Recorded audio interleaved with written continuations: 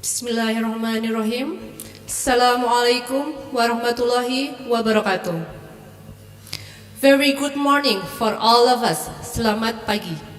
The Honorable Invited Speaker, Rector of Universitas Islam Indonesia, Dean of Faculty of Civil Engineering and Planning, Vice Deans of Faculty of Civil Engineering and Planning, Chairperson of ICSBC and ILT 2022, Head of Department in the Faculty of Civil Engineering and Planning, distinguished guests, ladies and gentlemen.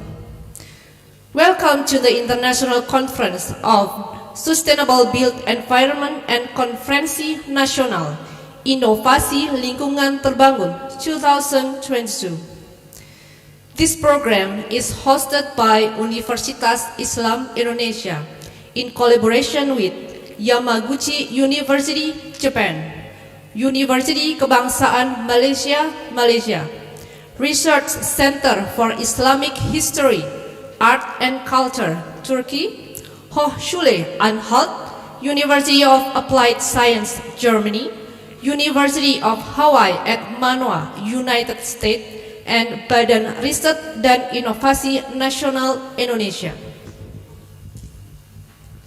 Ladies and gentlemen, let us listen to the national anthem, Indonesia Raya. Ladies and gentlemen, please kindly adjust yourself.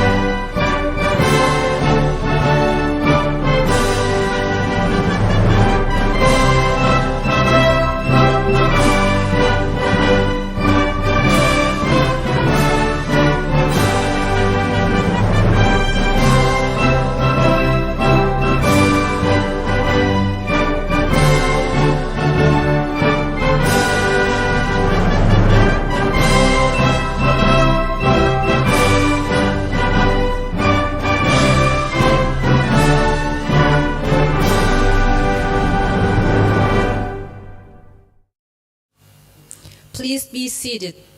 Ladies and gentlemen, let us open our event today by listening to the Holy Quran recitation by Fandi Ahmad Wicaksono. Place and time is yours. Bismillahirrahmanirrahim. Assalamualaikum warahmatullahi wabarakatuh. أعوذ بالله من الشيطان الرجيم.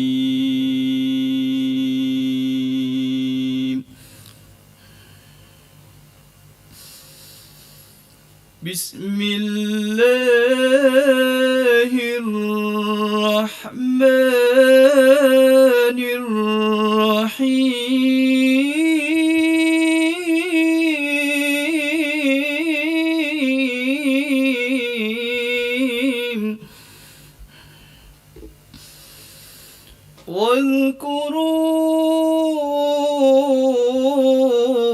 واذكروا إذ جعلكم خلفاء من بعد عاد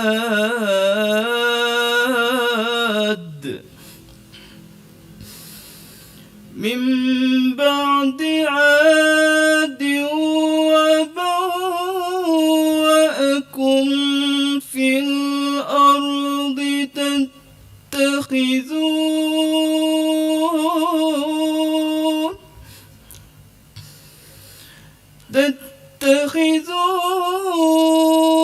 تتخذون من سهولها قصورا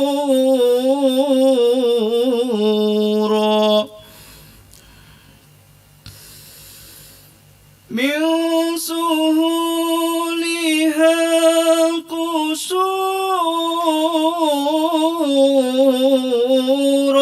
وتنحتون الجبال بيوتا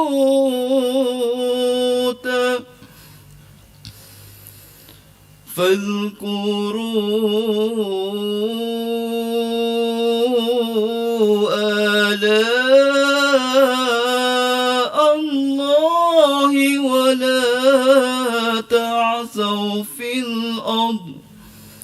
ولا تعثوا في الأرض مفسدين صدق الله العظيم والسلام عليكم ورحمة الله وبركاته. Next agenda, welcoming remarks by the chairperson of ICSBE and ILT. Jafar, MURP, time is yours.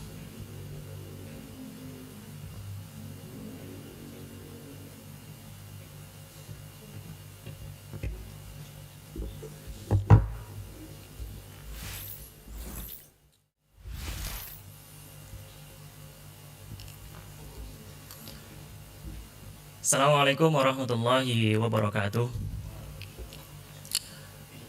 Honorable Vice Rector Universitas Islam Indonesia, distinguished speakers, participants, presenters, ladies and gentlemen. Welcome to the International Conference on Sustainable Built Environment and Konferensi Nasional Inovasi Lingkungan Terbangun 2022. It's my honor to welcome you to this conference. This is a conference organized by the Faculty of Civil Engineering and Planning, Universitas Islam Indonesia.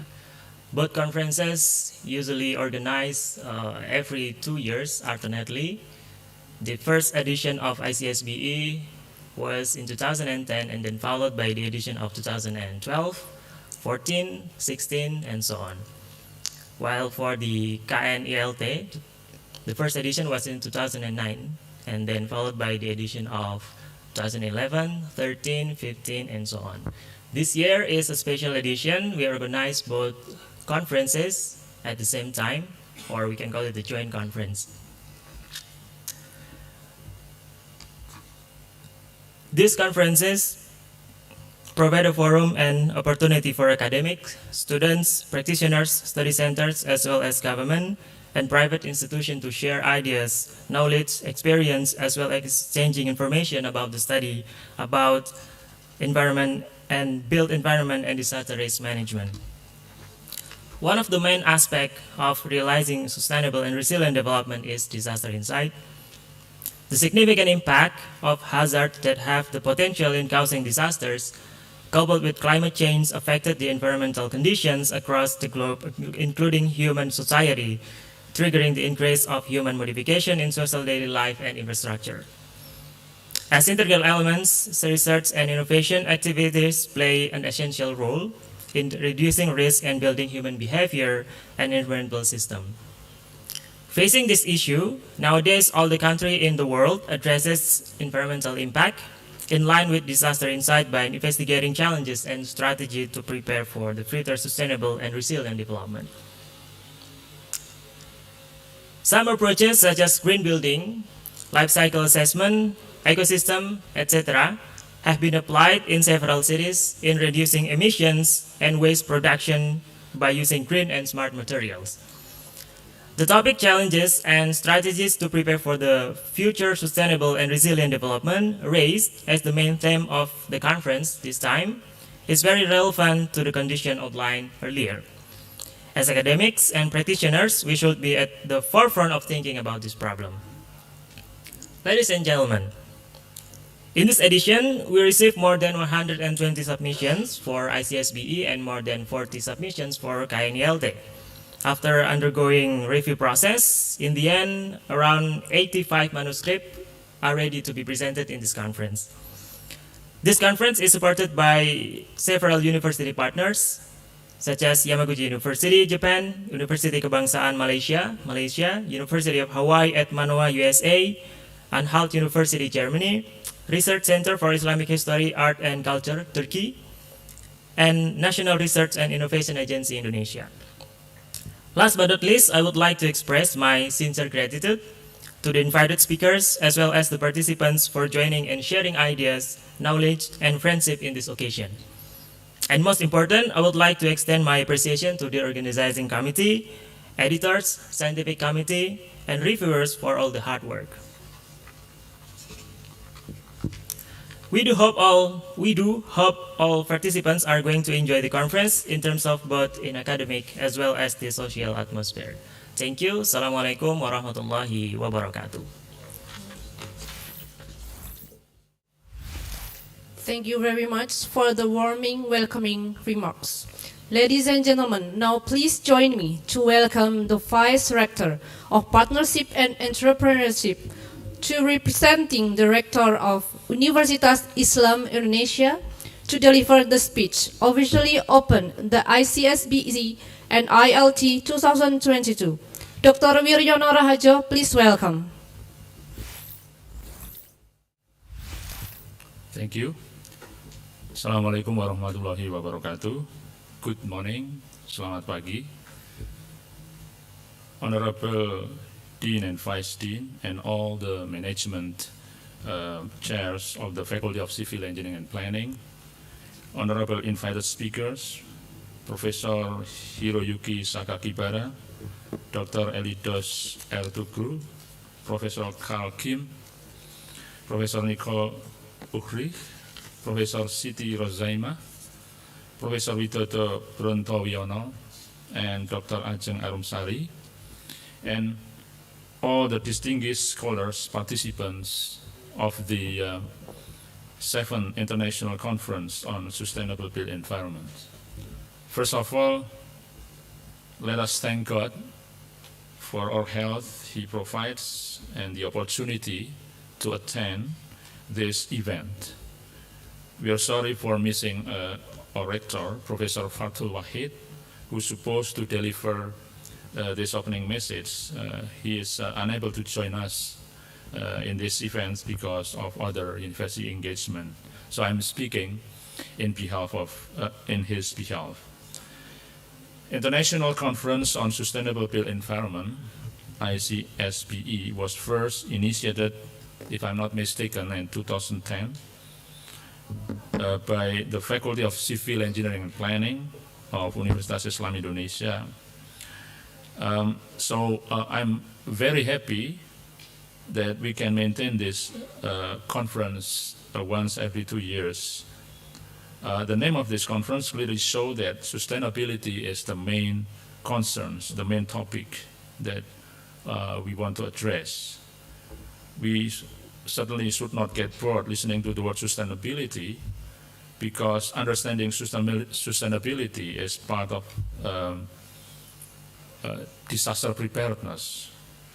So this conference is intended to refresh our understanding on various areas of sustainability, and this year we focus on a resilient development to face the rapid phase of urbanizations.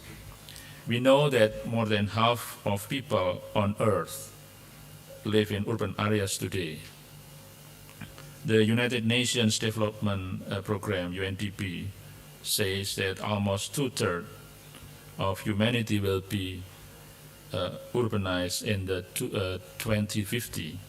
So we can clearly see here that the official location of this conference, for instance, which is the city of Yogyakarta, is located in the in the central part of Java Island, which is the most urbanized island in the world.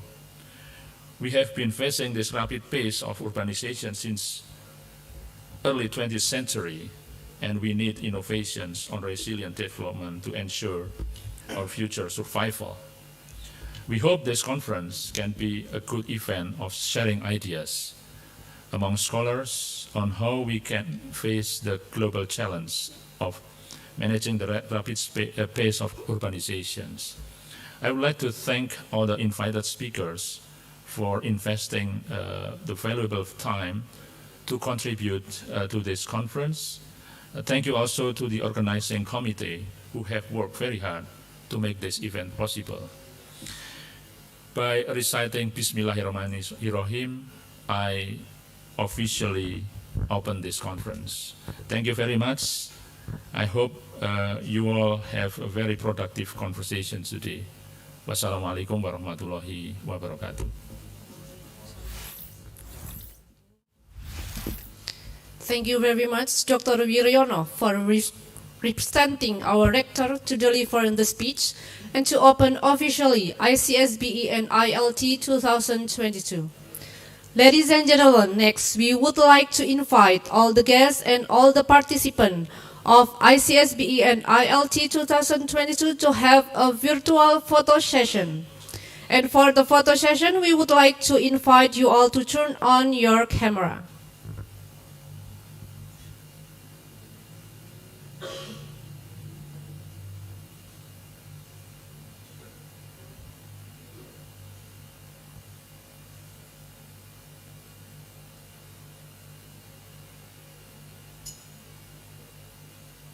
Please kindly to turn on your camera.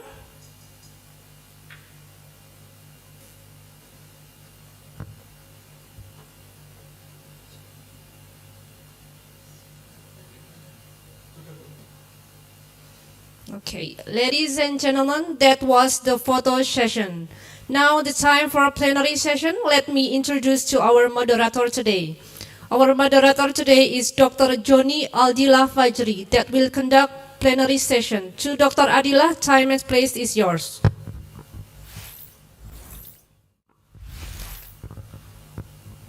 Okay. Assalamualaikum warahmatullahi wabarakatuh. Good morning, ladies and gentlemen. This is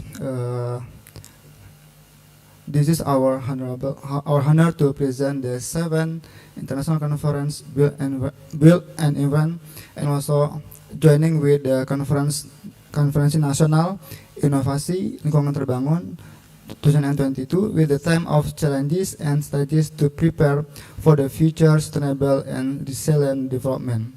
And the honorable invited speakers for the first day and distinguished the speakers and the researchers. In this session, this parallel session, we have 4 invited speakers from around the world, from Japan, from Malaysia, from Turkey, and also from Indonesia. And in this I will show you, would like to invite our invited speaker. First is Professor Hiroki Sakakibara from Yamaguchi University. And the second is the speakers, Professor Dr. Insinyur Siti Uzaima from University Kebangsaan Malaysia. And the third speakers is Dr. Alidoas Ertugrul from Research Center for Islamic Art and Culture, Turkey.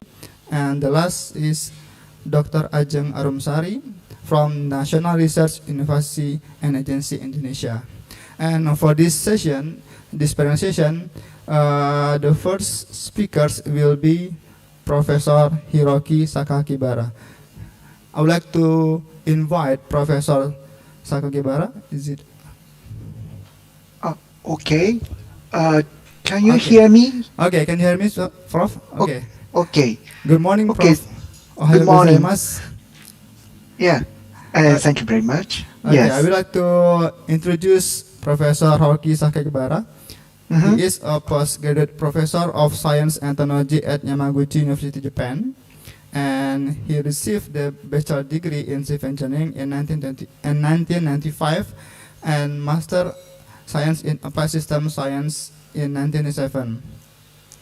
Currently, his research is about the structured planning that span from social infrastructure, civil engineering, architecture, and disaster prevention, and also the civil engineering about the planning and transportation, and urban structure evaluation to decision making in disaster risk and management. Good morning, Prof. Is it okay for you? Yes. Can I start? Okay, you can start the presentation. So the time is around And 30 minutes. 30 minutes. Okay, About so- 30 minutes, Yeah, right? 30 minutes. Okay, the time Oh, and the yeah. screen is yours. Okay, thank you so much.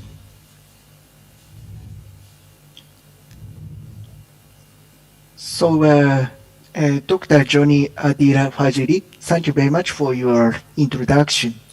And first of all, it was my great honor to be invited to ICSBE conference organized by the Faculty of Civil Engineering and Planning, Universitas Islam Indonesia. I also thank Vice Rector of Universitas Islam Indonesia for giving speech on behalf of Professor Fazul Wahid, Rector of the university.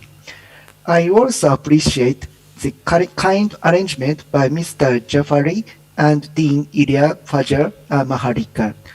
So maybe now I share my slide. Can you watch? Okay. Can I start? Okay, Prof. You can start the Okay, presentation. okay. So I will start. Okay, so good morning. My name is Hiroki Sakakibara from Graduate School of Sciences and Technology for Innovation, Yamaguchi University, Japan. So the title is Urban Development in Disaster-Prone Countries. I chose this topic because maybe this is a common problem between in our country and your country. That's why I chose this topic. As background, probably you have already understood about such concept, but I'd like to talk a little bit about compact city concept. So as background, in many cities in the world, in the past 50 years, migration from city center to suburban areas occurred. As a result, urban areas has been extended, and that was called sprawl. As a result,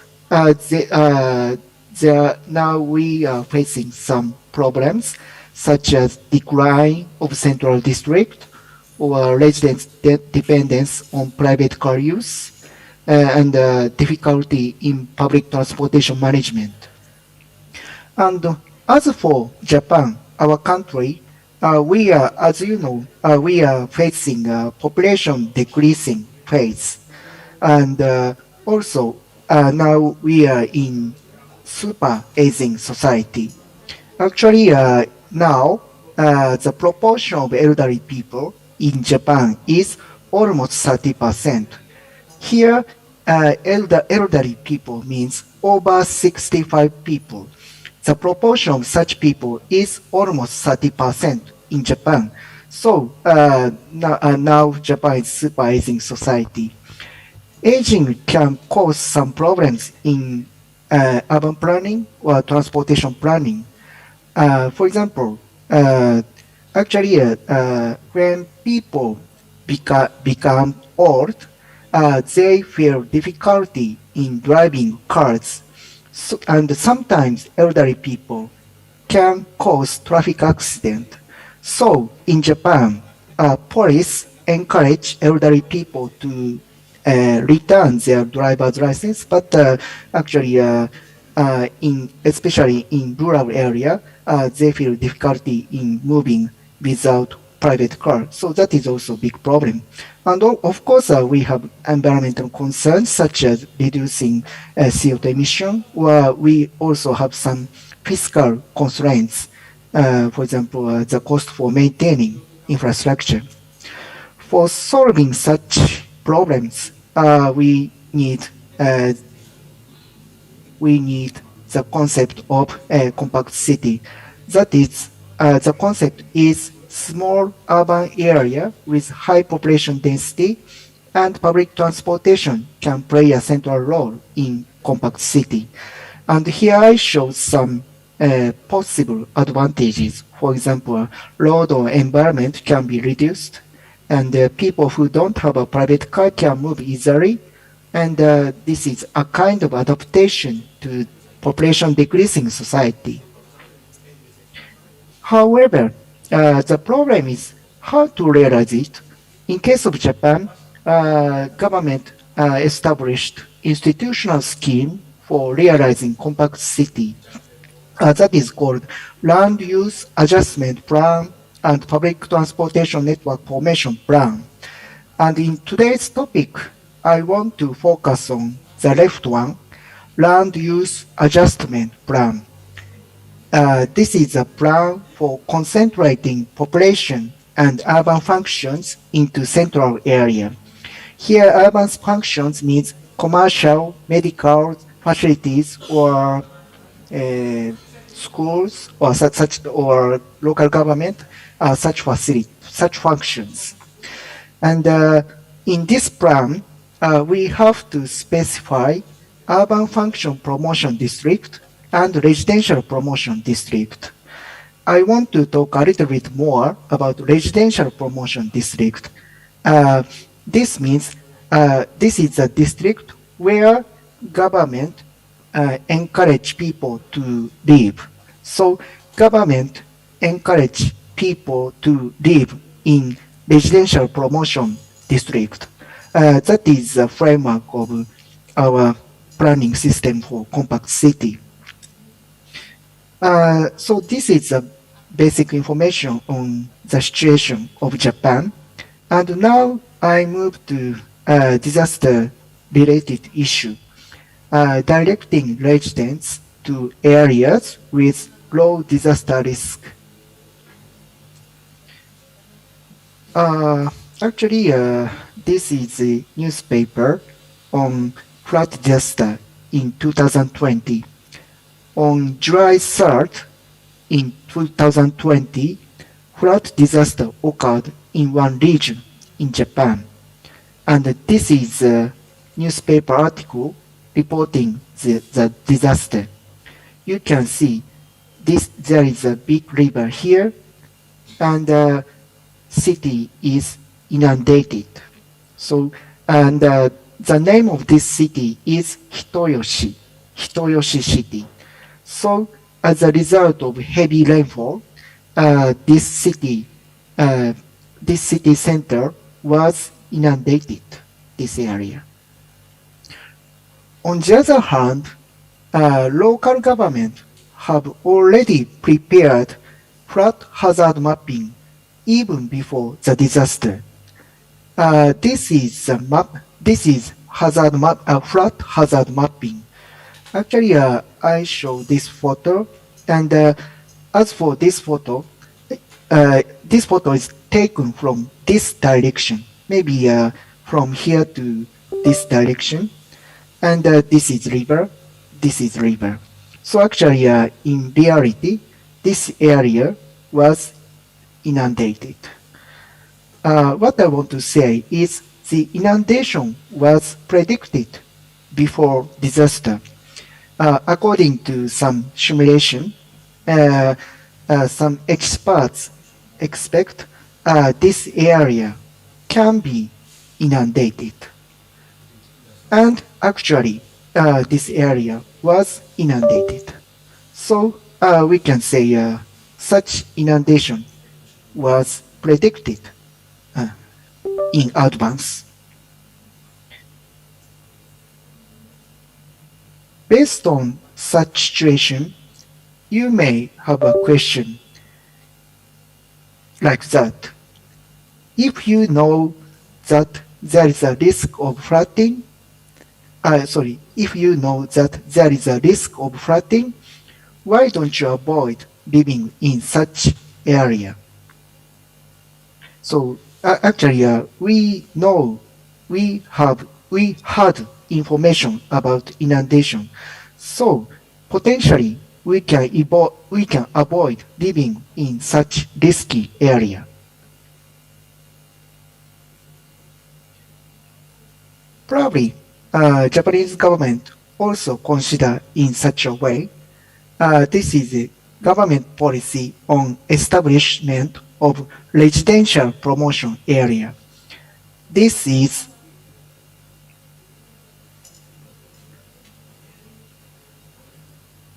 this one. So local government encourage people to live in such district. For setting the district, local government should avoid areas with high disaster risk. So local government should exclude such risky area from residential promotion area. That is a direction from central government. Probably this is very appropriate direction.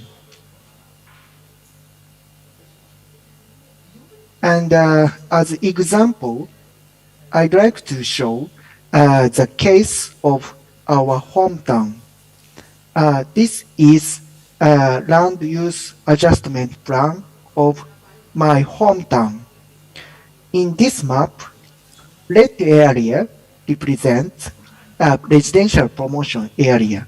So local government encourage people to hopefully local government encourage people hopefully to live in red area, like here, here, here, here. By the way, you can find this area is excluded from residential promotion area. Why? Because this area is expected to be inundated in the time of heavy rainfall. So actually this is a hazard mapping of this area. River is here and river is here, and this side, western side, can be inundated. That's why this area is excluded from residential promotion area. So in such way, local government try to avoid disaster risk. Maybe this is a very appropriate approach. This is the example of flood disaster from river, but also in case of slope disaster, these key areas are excluded. Probably this is very appropriate approach. However, in reality, government policy and people's actual behavior are different. This is prediction of future population distribution in our city. In this map shows prediction of future population in each district. Red area, in red areas, population increase is predicted. In blue area, population decrease is predicted. Then now you can find population is increasing in this area. Actually, this area can be inundated, and local government exclude this area. However, population increase is predicted. Why? Even if local government exclude the area, some people want to migrate to this area. because there are some facilities located. So for some people, this area is very convenient to live. So still, people are still migrating to the area. So from the viewpoint of urban planning, maybe this is our concern. Urban planning does not encourage people to live in risky areas. However, in reality, many people are still migrating to such areas, and some have been living there for a long time. So, what should we do?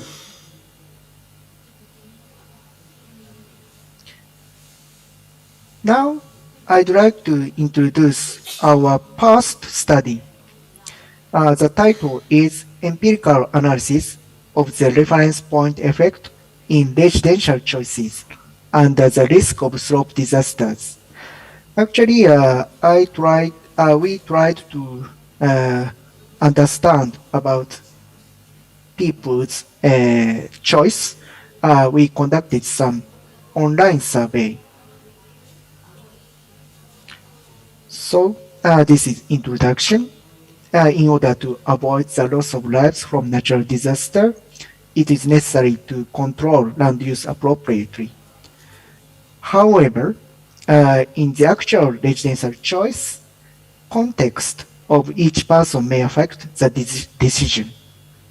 So, in this study, hypothesis on decision making on the residential choice is tested. And in this survey, we considered about two types of decisions. One is called moving out decision. The other is called moving in decision. Moving out decision is a choice between staying in the present residence and relocating to new residence. Actually, now you live here, but this area has the risk of disaster. You have two choices. One is staying in this home, this house, and the other is relocating to safer place. That is called moving out decision. As for moving in decision, now you want to choose your new house. One house is located in risky area. The other is located in safer area. Which do you choose? Such kind of decision. So in this case, you have already moved to risky area, but in this case, from now, you will choose risky or safer place. Hypothesis in this study is in moving in decision, people are more risk averse than those in moving out decision. In our survey, the respondents were the residents of Hiroshima metropolitan region in Japan. This region experienced major slope disasters in 1999 and 2014. And this is information of respondents from 30s to 60s, and the number of male and female respondents are same. And the survey included the following questions on individual characteristics of respondents, such as marital status, family structure, experience of buying her house. And this web survey was conducted in 2015. And this is the explanation to respondents. Now you are looking for the rented house for you and your family to live in. You found the following two houses, A and B. As for A, the rent for the house A is 40,000 yen per month, maybe now 4 million rupiah approximately, probably. And the local government points out that the house A is located in the slope disaster-prone area and it can be damaged by landslide in case of heavy rainfall. As for B, B is located in safe area and the risk of natural disaster is very low. Other conditions are same. So as I show, moving in is such choice. One is a risky area, the other is safer area. This is the explanation on moving out decision question. Now you live in the rented house A. So in this situation, you can choose from A and B. But in this situation, you live in A and the rent is 40,000 yen. And A is located in risky area and local government encourages you and your family to move to safer area. The condition on B is same. So this kind of situation. So now you live here and you can choose between staying here or moving to B. And based on such condition, we asked some questions. For example, we asked about the maximum rent which you can pay to A or B. As for A, rent is fixed to 40,000 yen, but the rent for B is changed depending on respondents' answers. First, we show 45,000 yen per month, and if he or she say, I cannot pay, his maximum payment is 40,000. If he replied, yes, I can pay 45,000, we show, how about 50,000 yen? And if he says, I cannot pay, his maximum payment is 45,000, and etc., etc. And we measured maximum payment as a rent to a safer house B. Maybe I don't have enough time for explaining about the detail of the result, but I show some result shortly.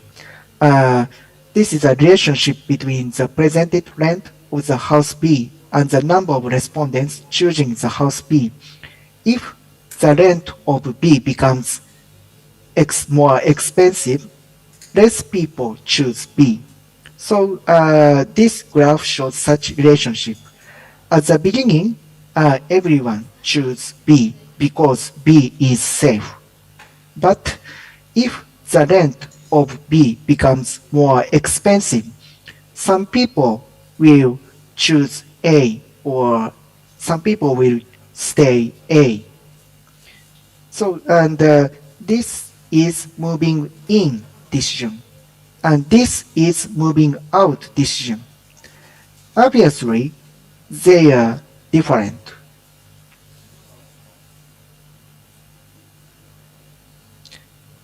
And this is a comparison of the means of equivalent rents of the house B. In case of moving in decision, mean value was 105,000 yen per month.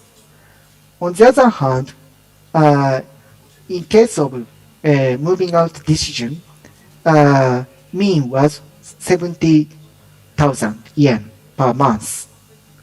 So, obviously, they are different. Equivalent rent is higher in moving in decision.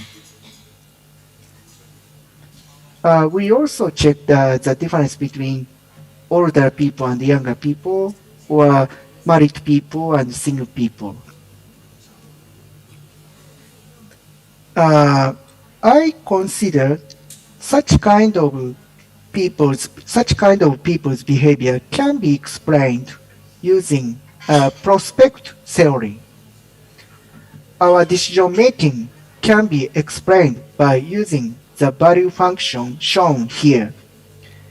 People judge the value in comparison with their reference point.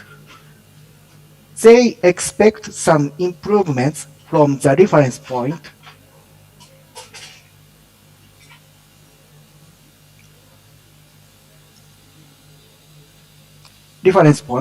If they expect some improvements from the reference points, the change is regarded as payoff.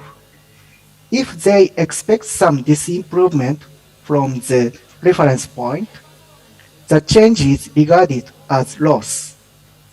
As shown here, since the value function is concave in the region of payoff, we tend to avoid risk in choice behavior. On the other hand, the value function is convex in the region of loss. Consequently, we tend to accept risk in case of loss. Prospect theory predicts that we behave to maximize the expected value.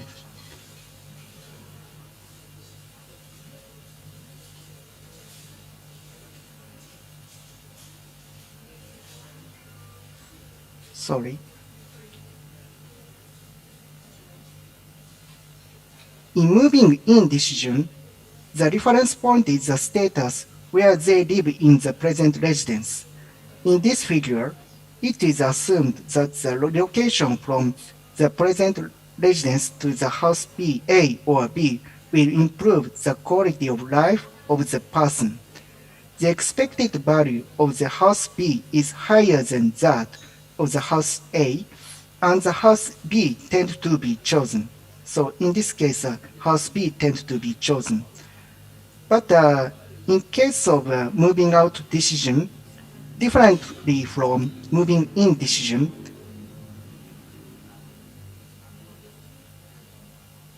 okay. Sorry.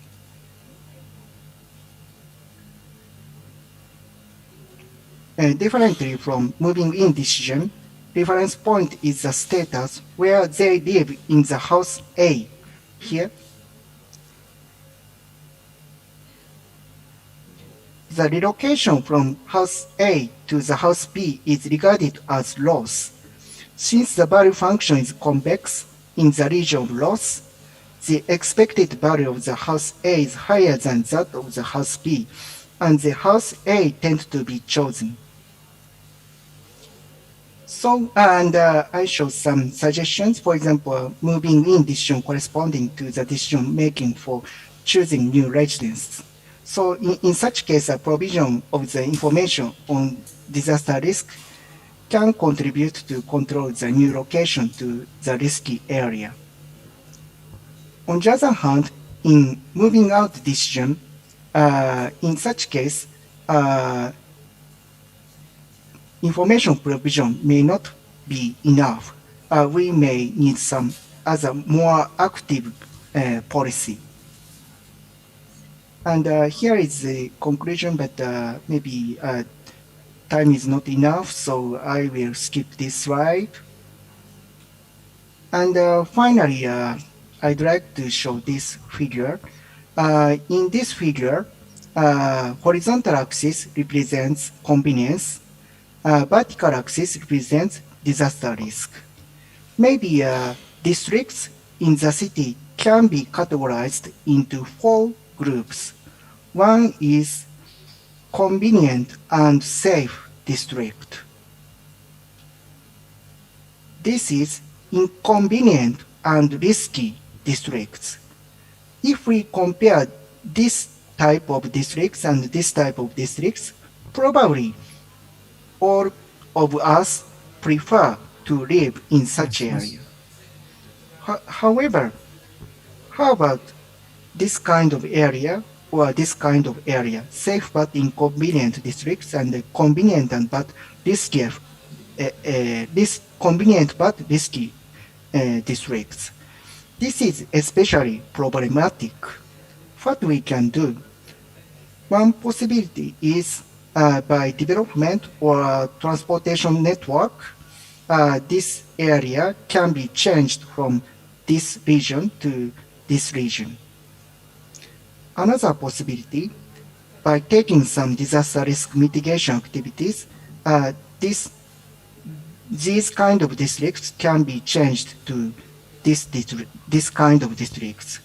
So maybe based on such understanding, we should consider about future urban development. So that is the end of my presentation. Thank you very much. Okay, thank you very much, Professor Sakikabara. And this is nice lecture from you that we learn how to move the people from the landslide risky area to the proper and safer area. Even that maybe sometimes we feel it's very convenient to live in the landslide area that we can see the outside with a very nice and beautiful sea, beautiful views in the night light. Okay, thank you for Professor Sakikabara. And now because Professor Sakikabara has another appointment, then we will next to the question and answer for you for this session, and maybe we will open to the participant or other speakers. If you have any question, please give the question through the chat room, or maybe we can allow to open the mic. Okay, we allow to open the mic. Maybe if there is any participant or speaker would like to have the question to the Professor Sakikabara, so we please to the audience. Maybe while waiting for the audience, Prof, I think in Japan we have the experience about the landslide in the Kyoto, right? Maybe I think this year or last year, I forget that, because due to the flood hazard, that the landslide in the maybe the hills area, it's swept all the houses in that area and make the injury for the several humans and also the others. How about your opinion about why the government still allow the citizen stay in that landslide area, and there is any regulation to protect that place, that to avoid the citizen to live in the landslide area, especially that area already the people already stay over there. Thank you. Thank you very much. Of course, one reason is how to say appropriate area for living is very limited. So some people have to live in such area. That is one reason. And another is, as I explained in this talk, once they move to such area, it is very difficult to move again. So in many cities, when they chose to live in such area, local government didn't provide information on disaster risk. So in that sense, maybe for example 20 or 30 or 40 years ago, they chose to live in such area. At that time, there was no information on such disaster risk. So without any information, they made decision. After they moved to the place, such risk was found, and government provided the information on disaster risk. However, from the viewpoint of residents, they didn't know about that. After they moved, the information was provided. So it is very difficult to move again. Maybe that is the main reason, in my opinion. Okay, thank you very much, Prof. Okay, we wait for others audience to have a question to the Professor Takekibara. Maybe for the civil engineering, especially in disaster area, the disaster field. Maybe you have any, if you have any question, so we allow you to directly ask the question to the Professor Sakibara.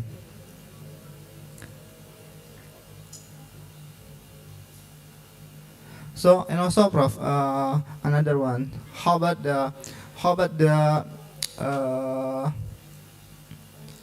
the repetition? How many times the landslide disaster happen in Japan? Because in Indonesia we have heavy rainfall, especially in this month until the December, and also we have the flood hazard. Because maybe the city will be flooding, and also some flood from the mountain going to the downstream area. It's bring all the many like solid and also particle and also trees. Is it any how many times, do you have any data about how many times the flood disaster and also landslide disaster happen in Japan? In Japan? Yeah, in Japan. How to say? Very frequently.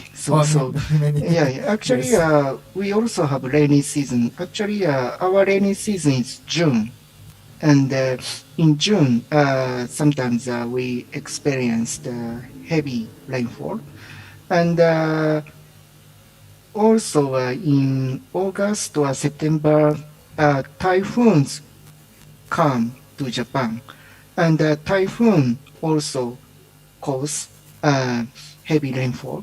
It can also cause some such slope disaster. So maybe how to say, very frequently, and in many regions there is a potential of such disaster. Yes. So okay, we wait the other speaker or other participant who would like to asking to the Professor Kibara. Will you please? Maybe 1 minute more.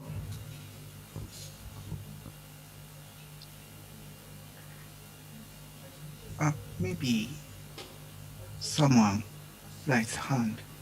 Is it so? If we, because from your presentation, if the people from the landslide area move to the flood or safer area, so the government will support them to maybe support for the payment for the house rental payment. Is it? You mean some kind of subsidy or something? Financial? You mean financial support? Yeah, financial support for to pay the house rental.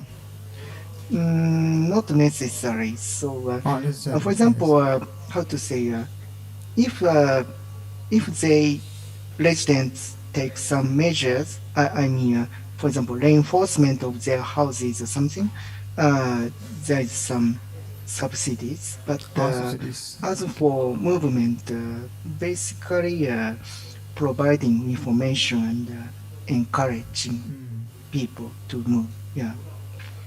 And as I talk in today's presentation, flood risk area is more problematic because that is very large, and yeah.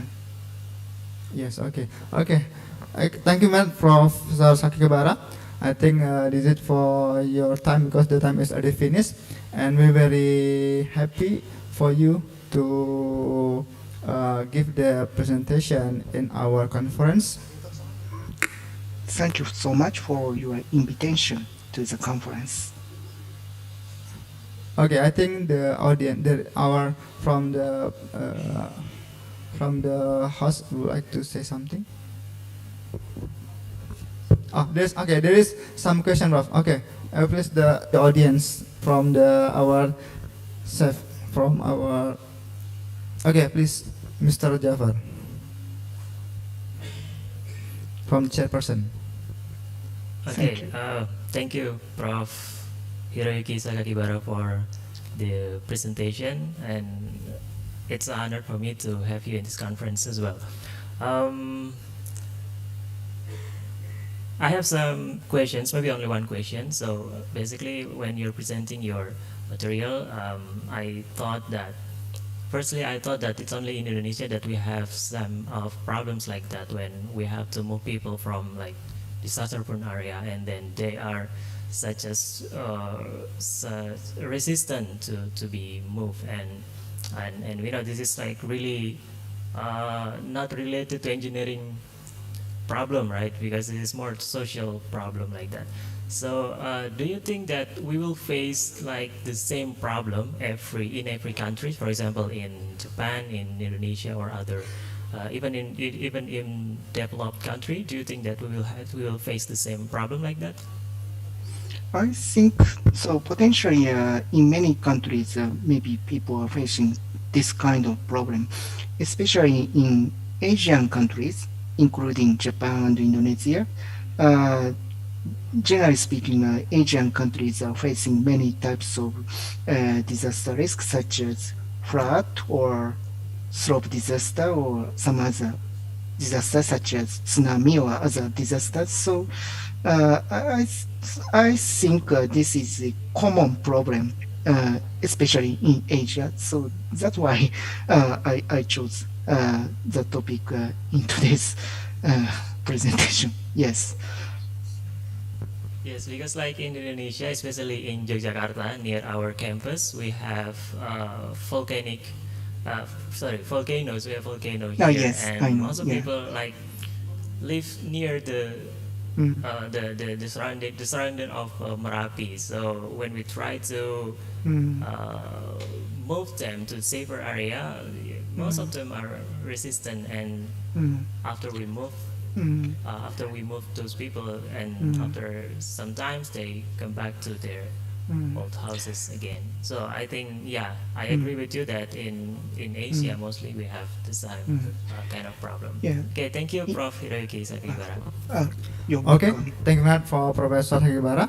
I think we can give applause to the Professor Sakibara. Okay, please audience. Thank you so much. Okay, Professor, we are very thank you and arigatou gozaimasu for your presentation today, and we hope we can continue our collaboration in the future, and we also will, maybe in the future we can come to Jakarta to visit our university. Okay, Yes. Professor, thank you very much, Professor Sakibara. Thank you very much for invitation. Okay, thank you. Okay, ladies and gentlemen, so we going to the second speakers.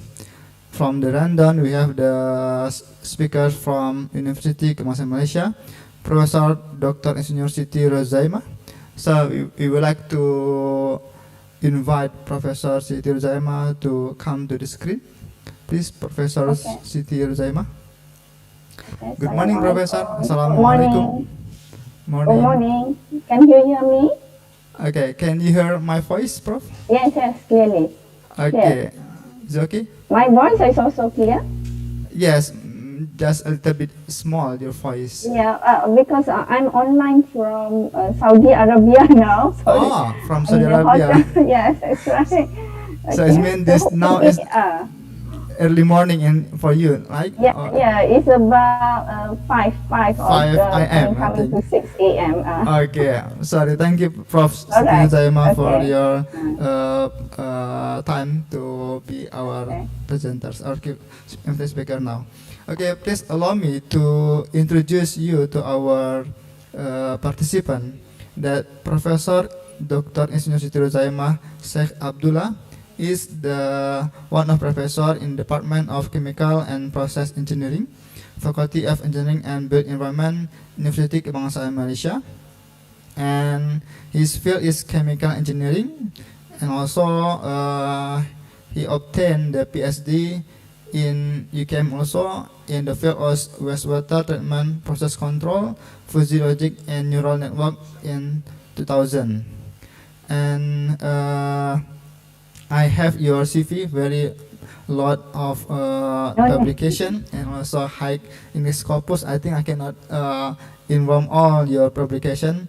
You also received some academic awards, maybe like 2021 you received Anugerah Bintara Sarjana Individu Majelis Anugerah Bintara UKM 2021. I think we cannot introduce you very much in your CV. I think we can continue to your presentation. So, Prof, can you try to share screen now of your material, your presentation? Okay, so I'll try to.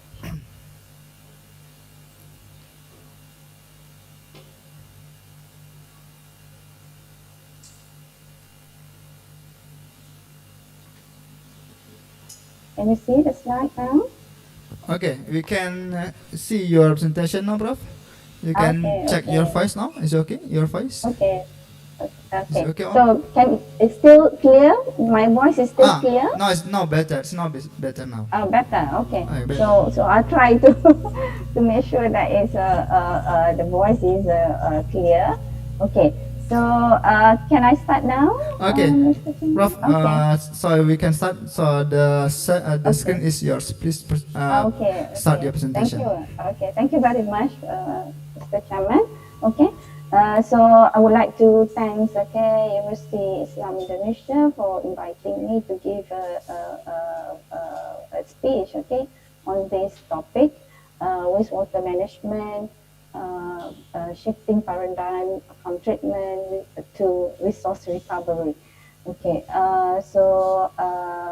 and a very good morning, I think, to all invited speakers, to all the academicians, students, and also participants. Okay, so I would like to present the topic.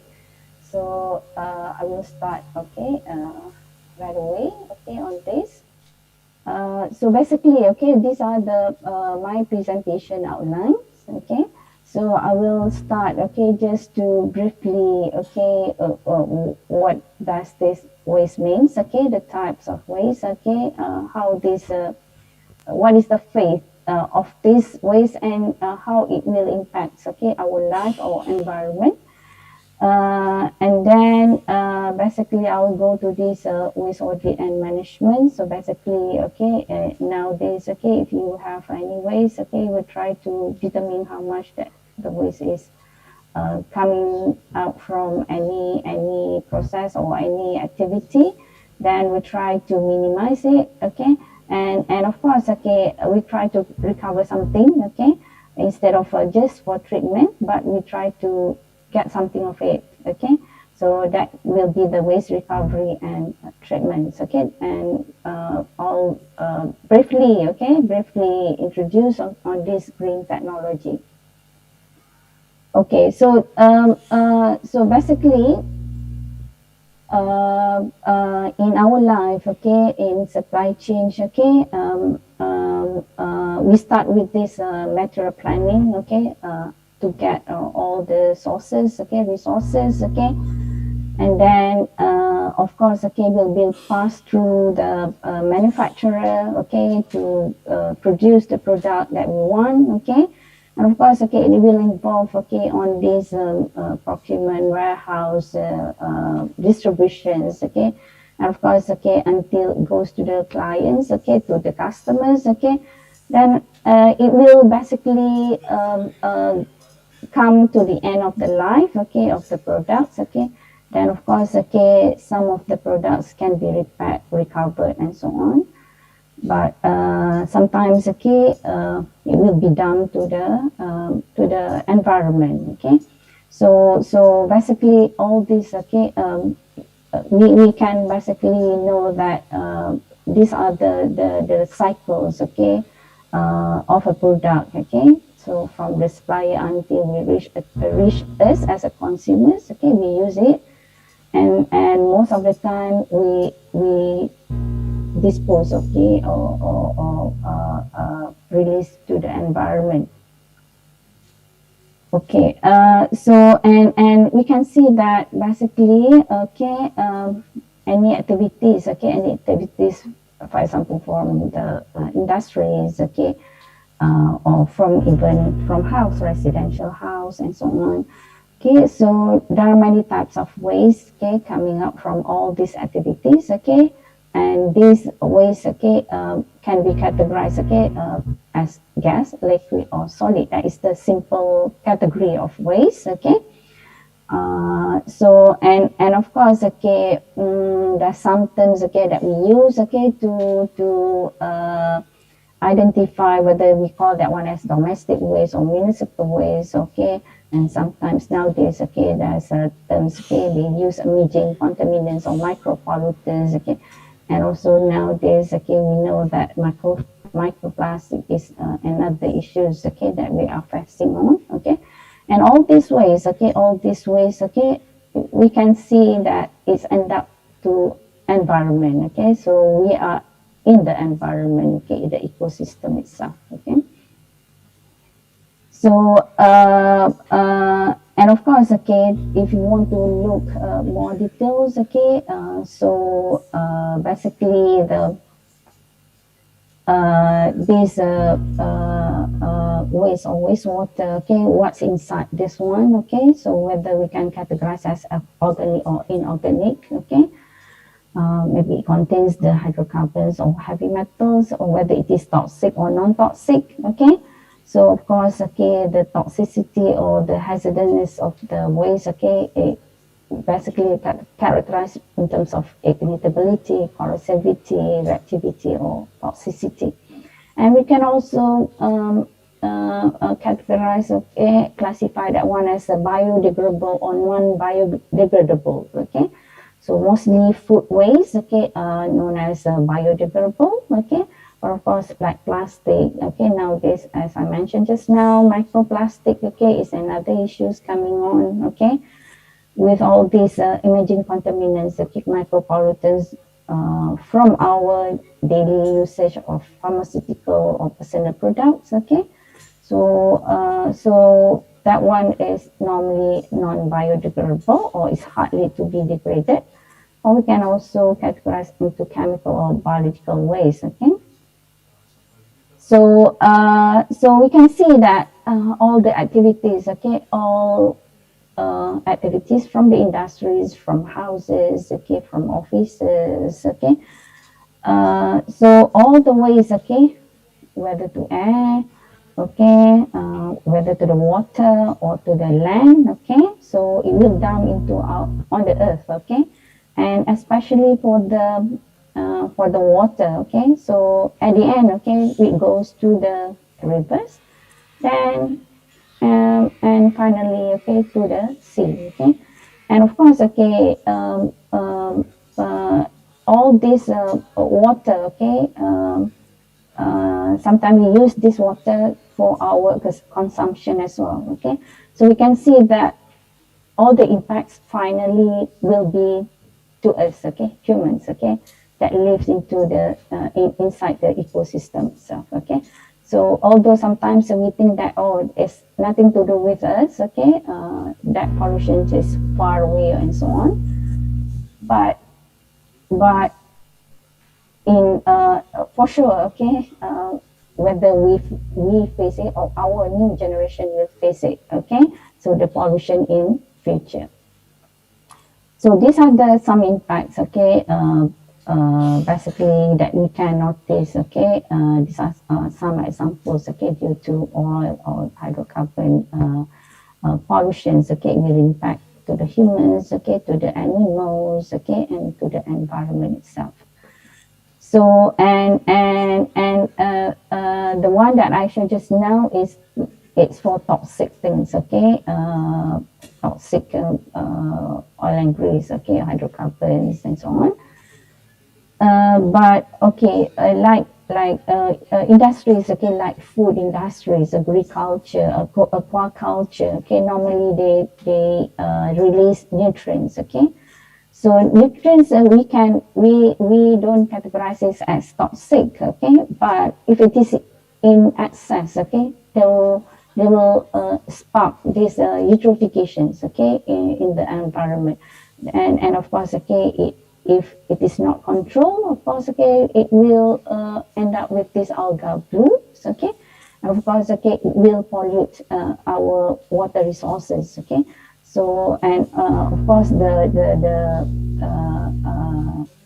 the shortest impact is to the aquatic life, okay, but of course, okay, in future, okay, we might lose, okay, these sources, the lake or rivers, okay, because they will cause, okay, sedimentations, okay, inside the water resources, okay. So although initially nutrients is not toxic, but still, okay, at the end will impact our life. Okay, so now we go to these waste minimizations. Okay, in managing waste, okay, we try to minimize. Okay, the best is to minimize before it's being created or generated. Okay, so that's the best way. And I'm sure all of you, okay, all of you are very familiar with all these terms. Okay, for example, okay, with waste minimization life cycle.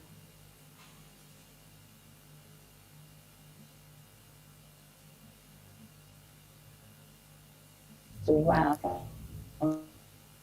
waste resources or nowadays, okay, this term circular economy are very popular. Okay, so we can basically notice all these terms. Okay, and I'm sure that these are the terms, okay, that are introduced, okay, to take care of the environment, okay. So the intention is to take care of the environment, and basically it's for the benefit of humans' life as well. So and of course, okay, these are the pollution prevention hierarchy. So the best is to eliminate. Okay, so just now mentioned, the best is to eliminate the waste being generated. That is the best way. But of course, we know that in our life, okay, it's almost impossible to have zero waste. Okay, in fact, in our life, daily life, okay, we have to release some waste from our body, or else, okay, we won't be healthy. Okay, so that's the fact. We cannot, deny that one. Okay, so there must be waste. Okay, but of course, once the waste is been generated, so we should know what to do it. Okay, so what is the best way? Okay, so the first one, of course, to eliminate, and then if we cannot avoid to eliminate, we try to reduce. Okay, and then if still the waste is generated, then of course, okay, we think of this reuse, recycle. Okay, before we think of this treat and dispose. Okay, so treat and dispose will be the final options. Okay, nowadays. Okay, so we have to think of all these. Okay, the initial step first. Okay, before treating or disposing the waste to the environment. Okay, so that is where the this one, sorry, the so we have some options, okay, to reduce the waste. Okay, so that's why the best is to think of the environment, or to think of the waste, okay, before it's being generated. So we need to think, I mean, at the concept or design stage already. Okay, so that throughout, okay, the supply chain, okay, we can basically try to minimize, okay, reduce, okay, and waste from each of the activities. Why? Because of course, if we think of the environment or the waste, okay, at the earlier stage, then because, okay, we can save a lot of costs, okay, earlier, rather than think of the waste, okay, when it is generated and so on. Okay, so it will give a very high cost, okay, for us to bring back, okay, to bring back the polluted area into to clean the area, okay, back to the normal one.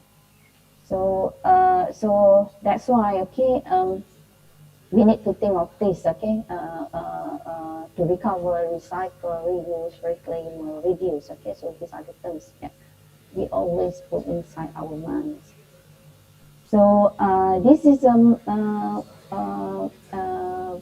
basically the concept, okay, to minimize, okay, or to make sure that we don't release, okay, any waste from any activities, okay. So that's why we have this zero waste discharge, okay, not the zero waste, because zero waste is too ideal, okay. Sometimes, okay, we cannot achieve this ideal zero waste, okay, but what we are going to focus is zero waste discharge, okay. That means, okay, let's say you have a manufacturing plant, okay, so we know that to produce a product, we need this raw materials, energy, or in fact the water. Of course, okay, there will need some waste or wastewater. So at this stage, of course, okay, we can think of reduce, recycle, reuse, and so on. Okay, some of this, okay, we can convert into energy, then can be used into the manufacturing plant. Back to that process, okay. Or after thinking of this recycle, reuse, and so on, still we have some waste. Most of the time, the wastewater. Still, we have the wastewater. But of course, okay, at this stage as well, okay, we have the options, okay. We can still recover something, okay, or try to convert into some secondary products, okay, from the wastewater treatment, or at least, okay, you can have this treated water, maybe convert into energy, okay, back to the wastewater treatment plant, okay. Or we can use treated water for cleaning, landscaping, and so on. Okay, so these are the concept of zero waste discharge. So of course, okay, to achieve that one, okay, so we need to try to make use of green technology. Okay, what do you mean by green technology? So it doesn't mean that we only focus on the wastewater treatment. Okay, so it can cover, okay, all the development and applications of products or equipment used to conserve the natural environment resources. Okay, so we try to minimize, reduce negative impact of the human activities. Okay, so that at the end, okay, will reduce the impact, the degradations. Okay, and of course we can use natural resources, okay, wisely, improve our health and lives. Okay, and of course protect not only for human but also whatever lives, okay, inside on earth, okay. So and of course serve as the alternative in order to boost the economy. So so these are the stages, okay, I've shown just now, okay, stages of the waste minimization. So the best is we think of the waste or the environment, okay, at the design stage, okay. So okay, so at the design stage, okay, so we have to think of how to safeguard our environment, okay. So we think of this waste minimization, and of course we try to proper design the plant layout, okay, and then of course try to make use of this green technology, okay. And even when we have already developed or built, constructed the manufacturing plant, okay, so still, okay, we can think of this waste minimization, okay, think of the maintenance. Now, I mean, most of us kids always ignore the maintenance, okay?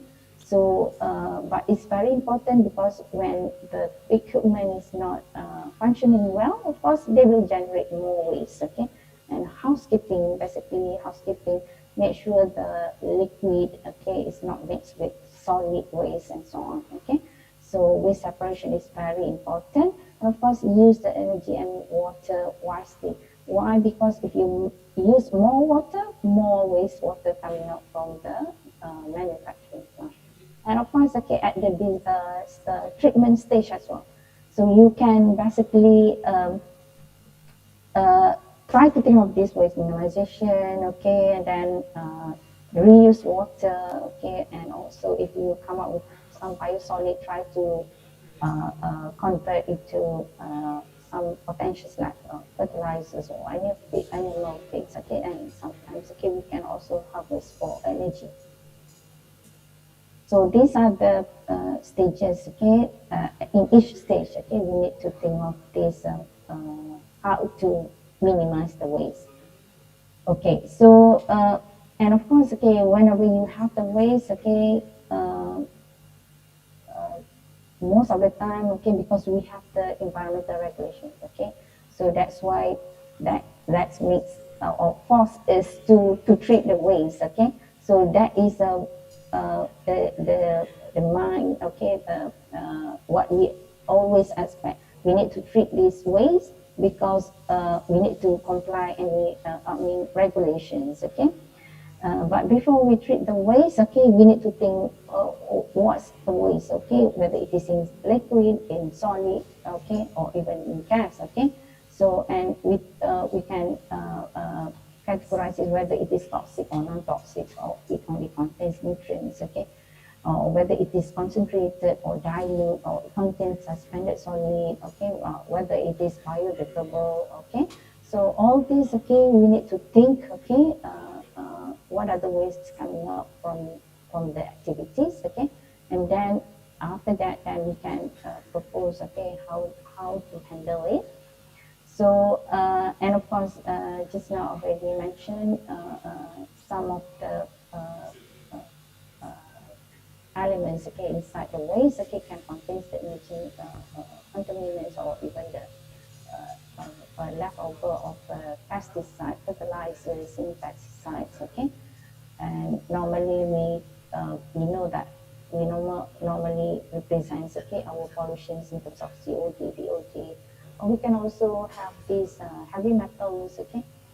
Or sometimes, okay, like agriculture have these nutrients, okay, in terms of phosphorus, nitrates, and also we can also have this suspended solid, okay.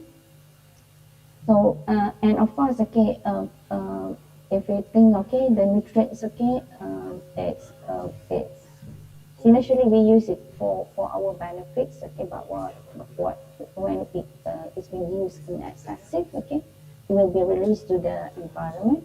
So we can think of how to recover the nutrients, okay. Same thing like suspended solid.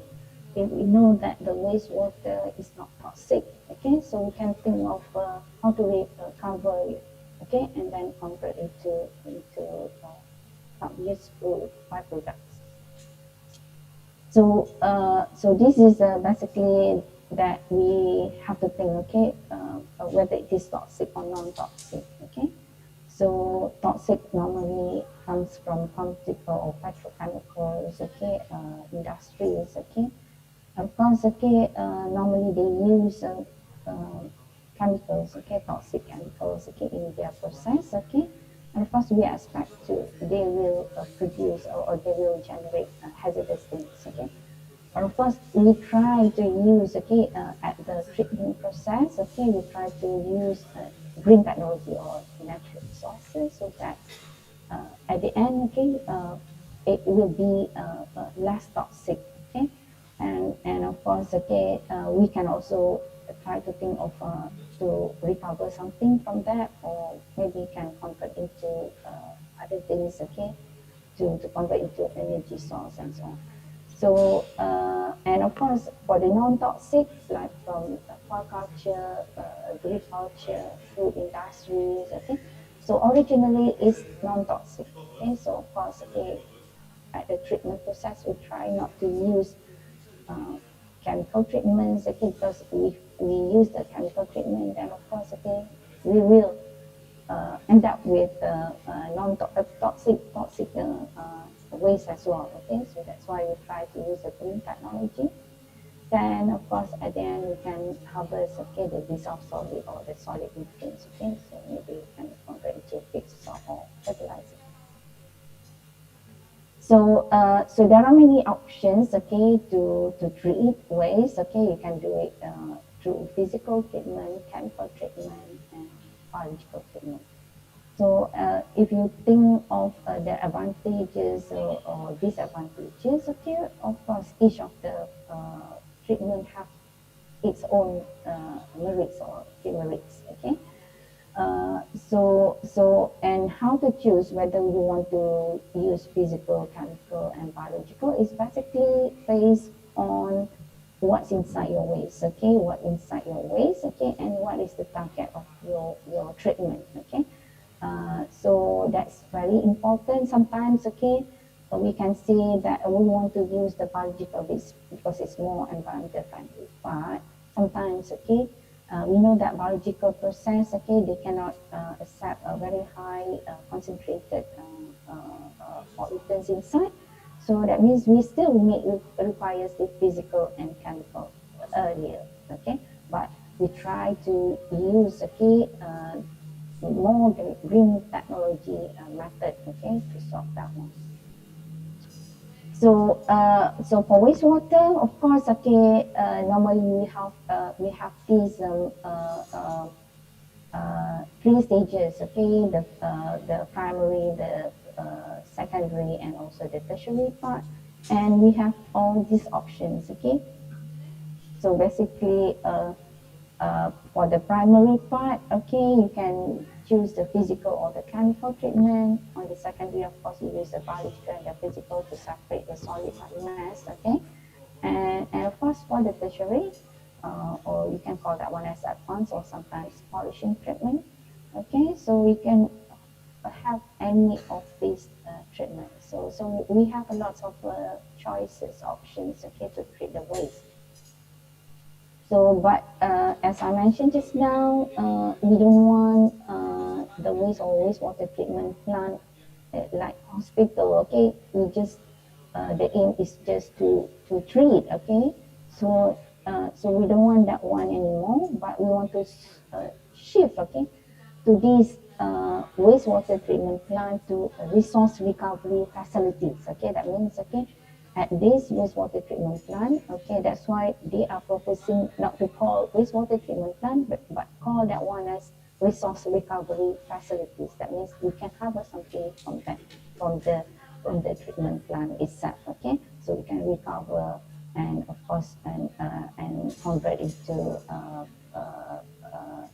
secondary products, okay, so that we can benefit from that.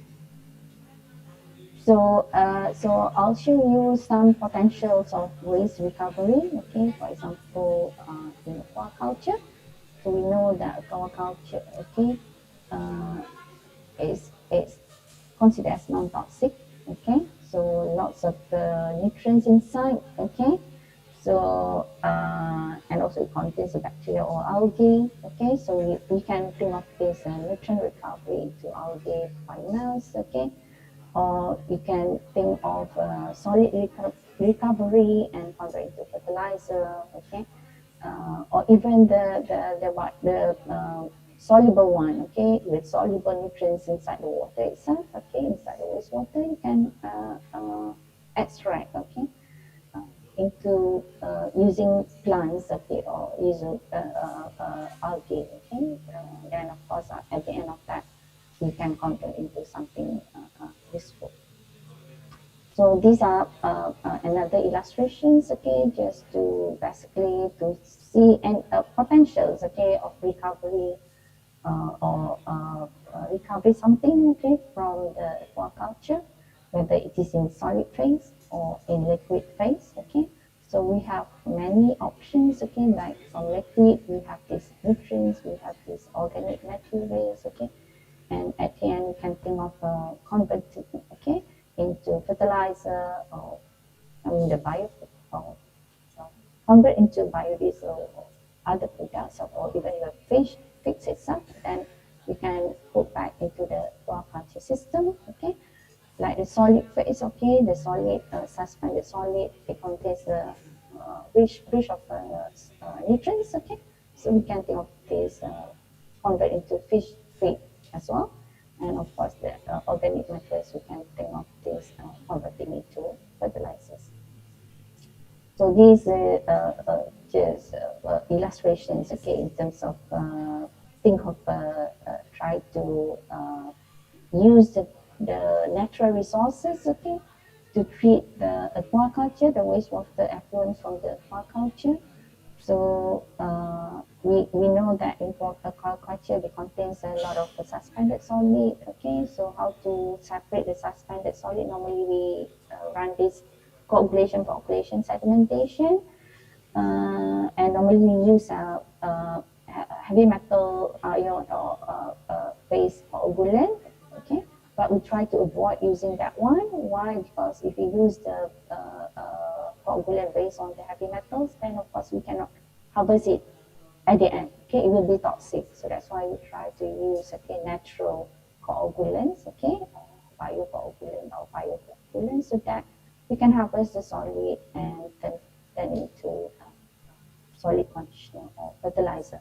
So for the solubles, okay, of course we try to extract using maybe plants or algae, and of course the plant biomass, okay, you can think of the feedstock, okay, and then of course, okay, we put back into the system.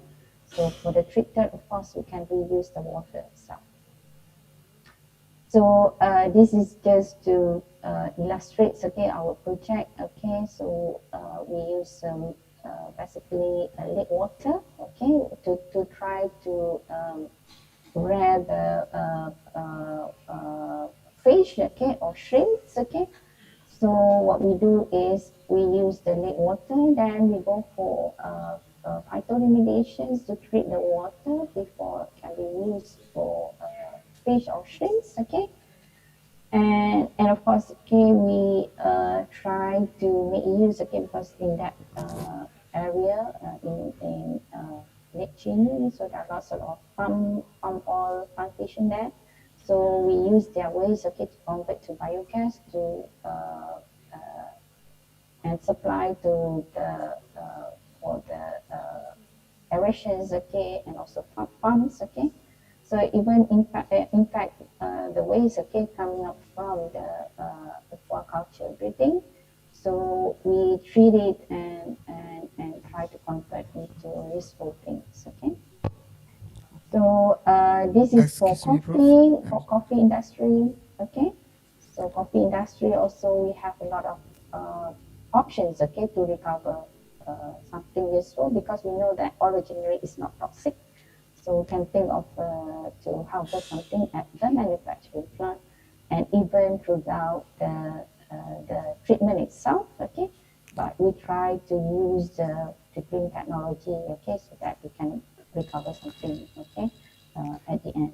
Okay? Excuse me, Prof. So, Maybe your time yeah. is around 3 minutes. Oh, already. Okay. So, okay, I just brief quickly. Okay, so this is on the sago industry. So also same thing. Sago is not non-toxic, so we can harvest a lot of things. Palm oil also, a lot of things that we cover. Okay, and these are the potential of using microfights. Okay, then at the end we can convert into useful byproducts. Okay. And even for batik industry, we know that, or textile industry, basically because they use dyes, okay, but at the end we can think of to convert into like solid fuel, okay, so something useful to this as well.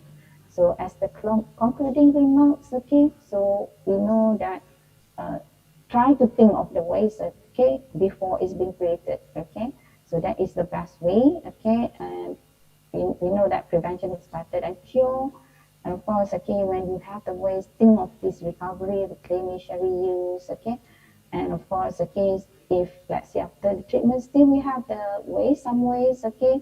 But of course, we want to dispose it safely, okay, so that it won't impact, okay, our environment or ecosystem. So that's all from me. Thank you so much. Okay. Okay, thank you very much, Professor Siti Ruzaima. And Welcome. it's very good and very interesting to your presentation about the how to manage the waste water or waste from the domestic Yeah. area, and we convert to the available things that we can we not only we treat the wastewater, So we can in the wastewater treatment plant will produce the solid waste and also the Yeah. effluent in water phase. So I think we can treat the both of the product Yeah. from wastewater treatment plant to be Yeah. one of the valuable things. Okay, thank you, Professor Sitirusema. Because the discussion and question will be in the end of this part, so we will please for you to wait for around 1 hour again because we have two speakers to be Okay, that's give right. to deliver the Okay. material. So thank you, Okay. Professor Sitirusema. Okay. So please wait for a while. Yeah. Yeah, I'll be inside. Okay, thank you, Professor thank you. Sitirusema. Okay. Okay, and the next we will go into the third speakers. There is Dr. Alidos Ertugrul. We invite Dr. Alidos Ertugrul to come in the screen. Can you hear me? Okay, we can hear you. Good morning, Professor Ertugrul. Good morning from Turkey. Assalamu alaikum. Is it morning now in Turkey or in the Yes, in at 6 o'clock in the 6 morning. o'clock? Okay, maybe I'll be sorry to disturb your rest time in this morning. No problem. It's a pleasure to be with you. Okay, so you can hear my voice, right? You can hear my voice?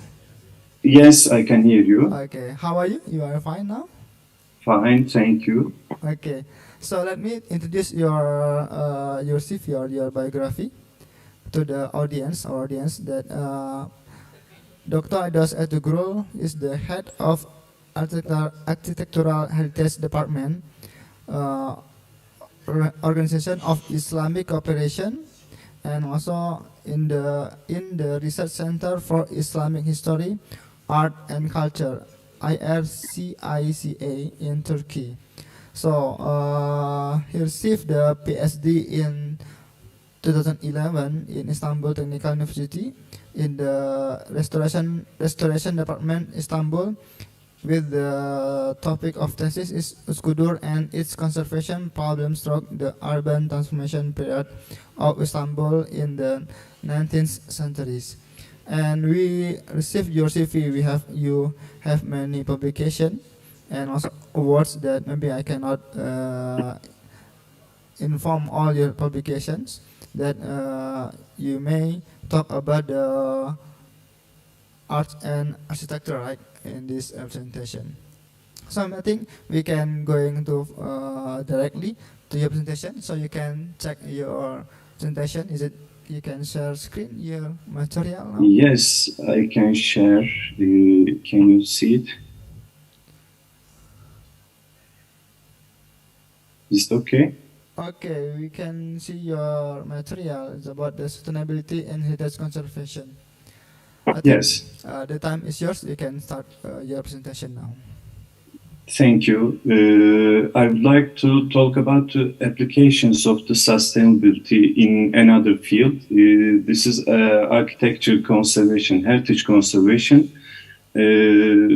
Today, my presentation will be in 3 parts. In the first part, I will talk about the archaeological conservation in Turkey, and the second part, the management problems in World Heritage Site related to, again, sustainability, and also the third part will be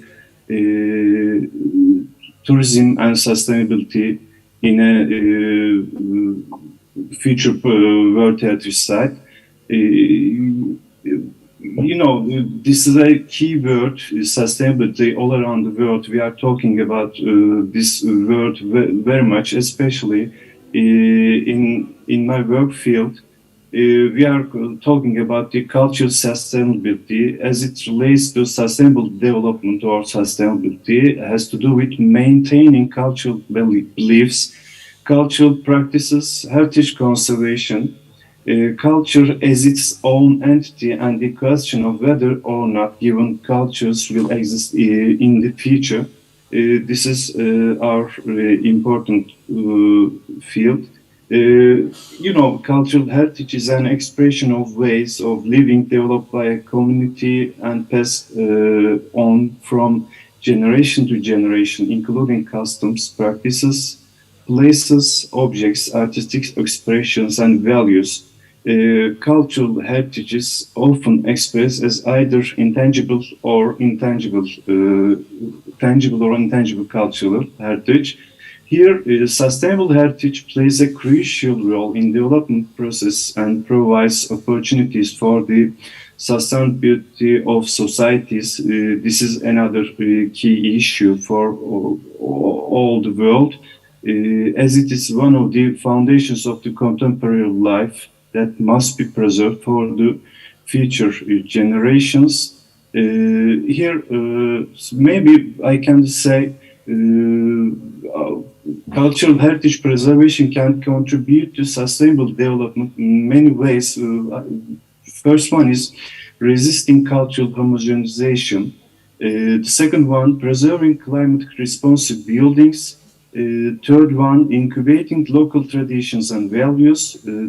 Fourth one, strengthening community inclusions in an intergenerational equity. Also, fifth one, conserving resources and also reducing waste. The other thing, developing tourism, and seventh one, improving spatial attractiveness. This is maybe in my presentation you can see these kind of things. Archaeological sites are so important for understanding the ancient societies, ancient civilizations. Here, when you start to dig these kind of historic values, you will see the details. But this is very important to save this kind of heritage for future generations. Here, this is one of the oldest place in the world. This is in Turkey. We are calling it Göbekli Tepe. In English literature, we are saying Pot Belly Hill. This is from Neolithical archaeology, Neolithical place. This was found maybe 15 years ago, but it is a very important discovery, one of the most important discovery for last 15 years. This is a really interesting place. But when you, they dig out this place, but they want to arrange the sustainability of this place. Here you can see the roof for conserving that kind of place. This is also gives a chance to visitors visit that place. There are two places in this settlement, this ancient settlement. The other places here, you can see the roofs, flat roofs are saving that places from the weather conditions.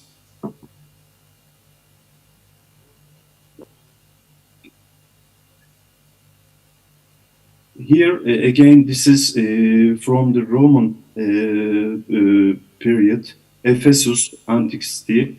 Ephesus hillside houses founded maybe 50 years ago, but this is a really important archaeological place for understanding the Roman villas, Roman houses from the beginning of before Christ. You can see that place, but with the help of this roof, we can keep these kind of valuable, important walls and also ceramic tiles under the roof.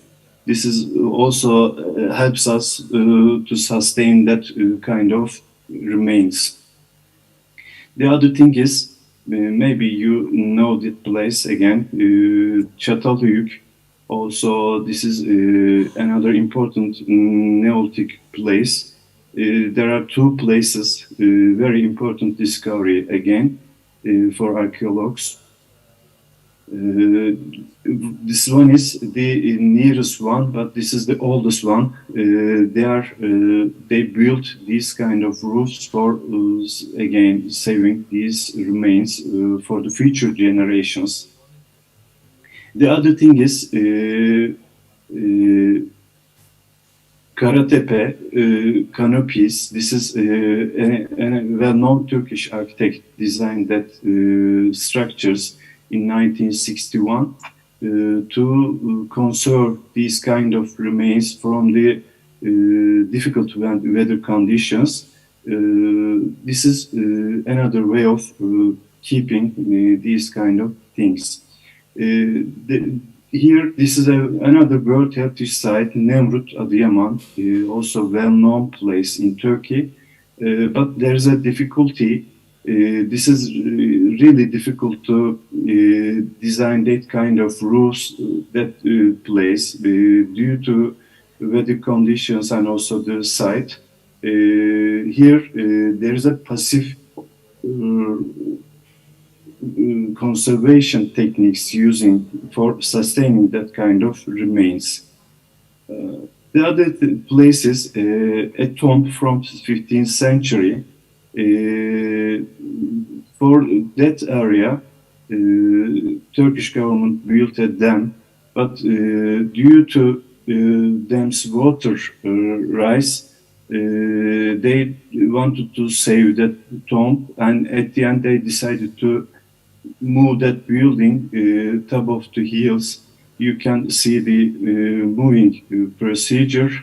They are carrying that building on that hill. You can see there. This is the new location.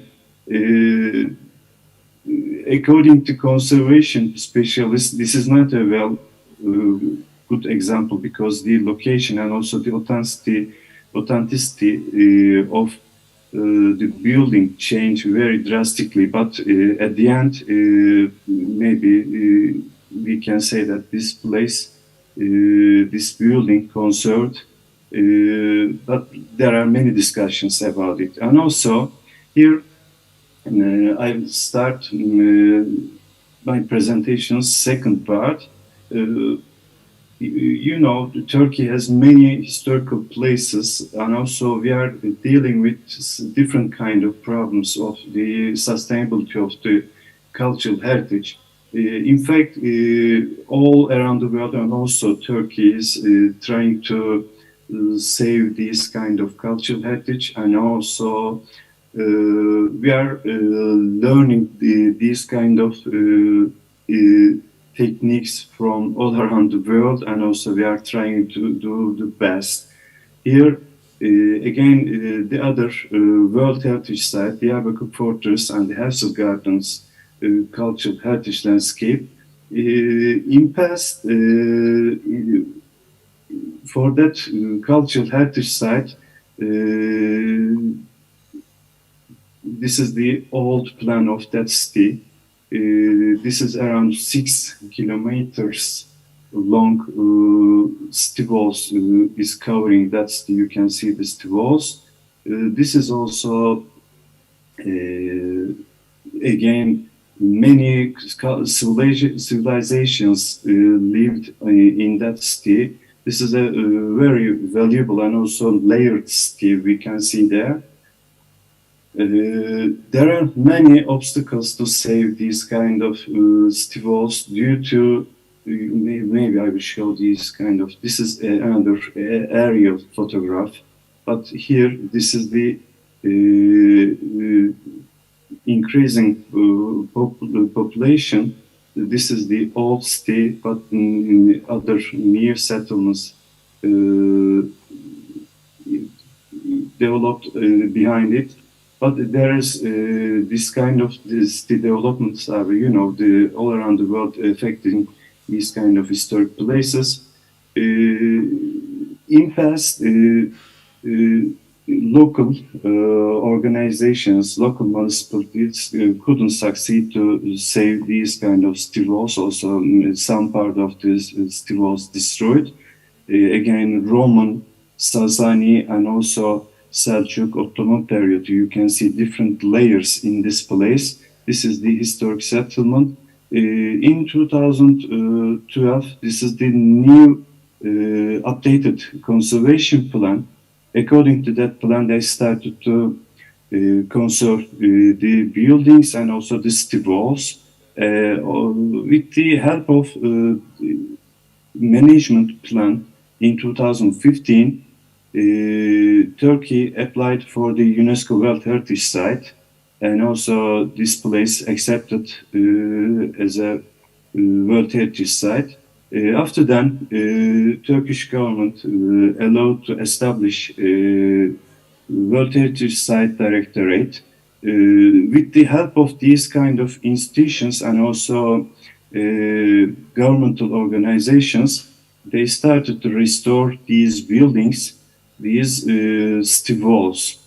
This is the old one of the old cities, many important places. This is the inner city walls. This is the management place of that city. But during the 19th and 20th century, slums invaded that places. But according to conservation and also site management plan, they removed that place, and also this place became a public park. You can see the old gardens and old places again, and also these places became museums for the public use. This is again the other place. Here we can see what happened. In past, Turkey couldn't succeed at this kind of details. We can talk different subjects related to sustainability, but especially you have to organize different kind of institutions in the same roof, and also if you arrange these kind of stages successfully, you can succeed sustainability of the conservation. Here under the Ministry of Culture and also Diyarbakır World Heritage Site Directorate and local conservation board, everything is under control, and also in a check balance system, advisory teams and also local conservation is controlling the stages in a wise way. And last 5 years organizations, we can see the good results. It's a luck for us. I can see the results here again. Maybe again I can tell you something about these stages. In the first stage, the project offices, Ministry of Culture and also the institutions divided the city walls different parts for different project offices, but under the organization of the General Advisory Office, they prepared surveys, restitutional and restoration projects under the with the advisory team and also local conservation board.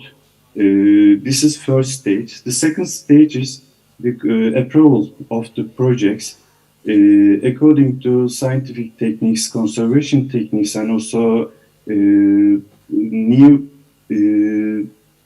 findings. They prepared these kind of projects.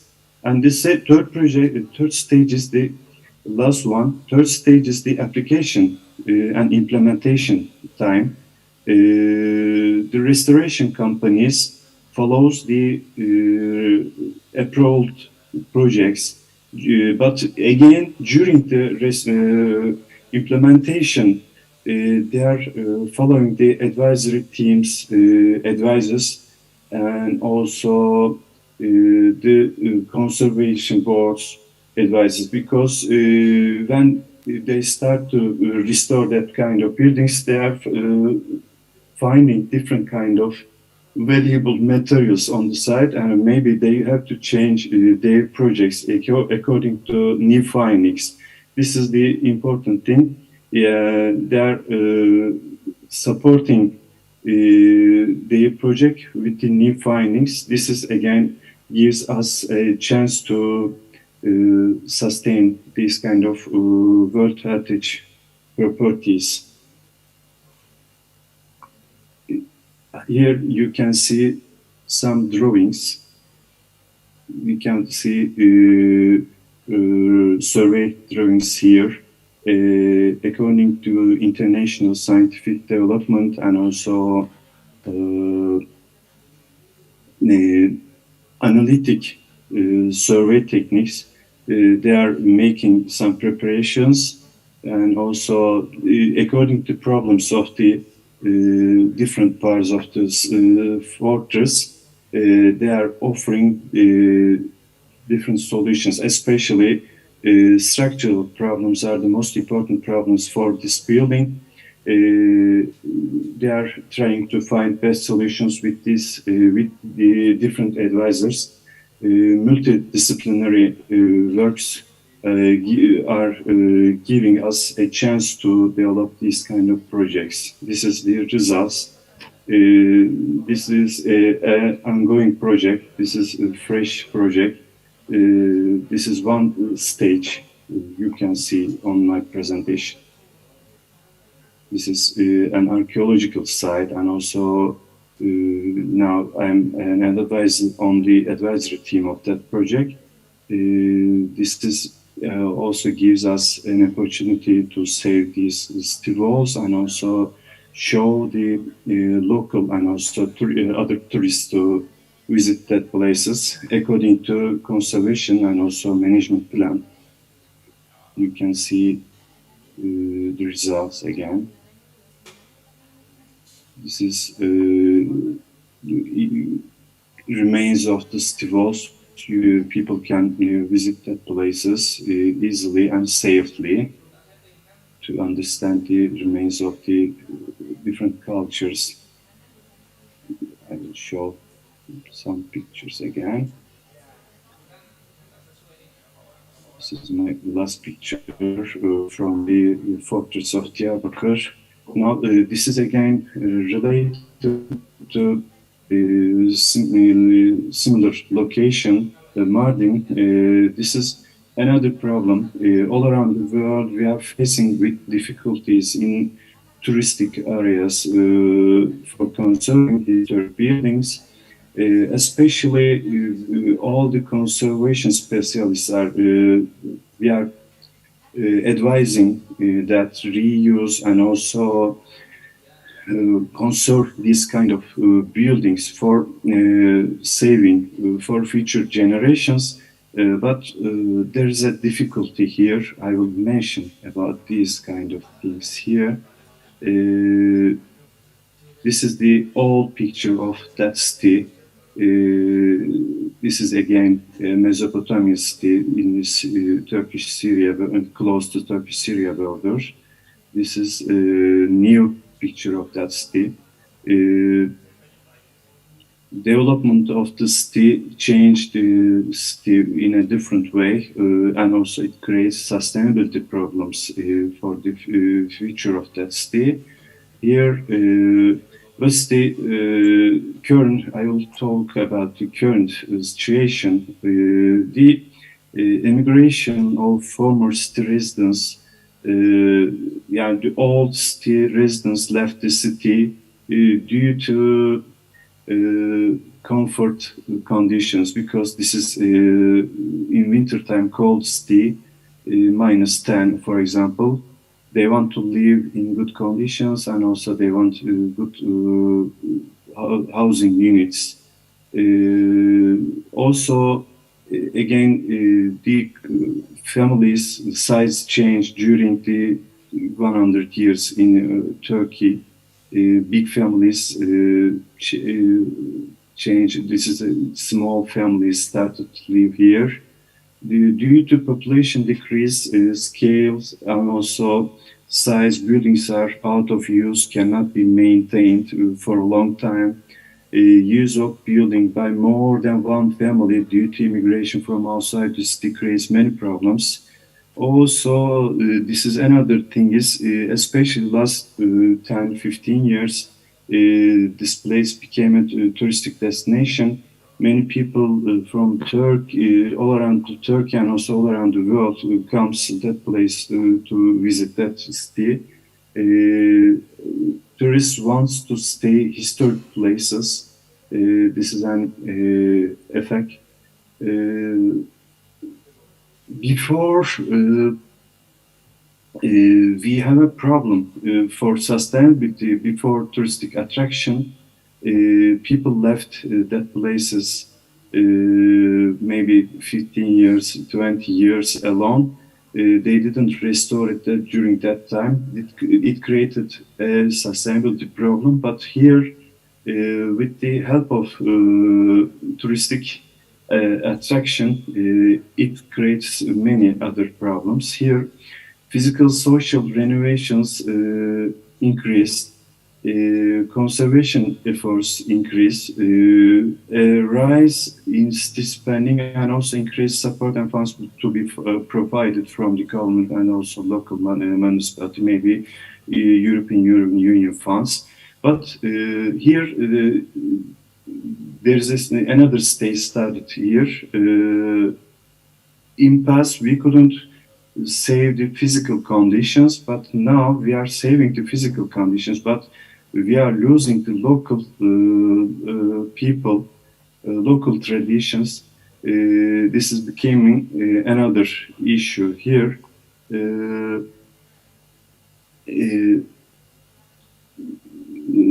Due to tourism industry, historical places became restaurants, hotels, and other kinds of the touristic amenities.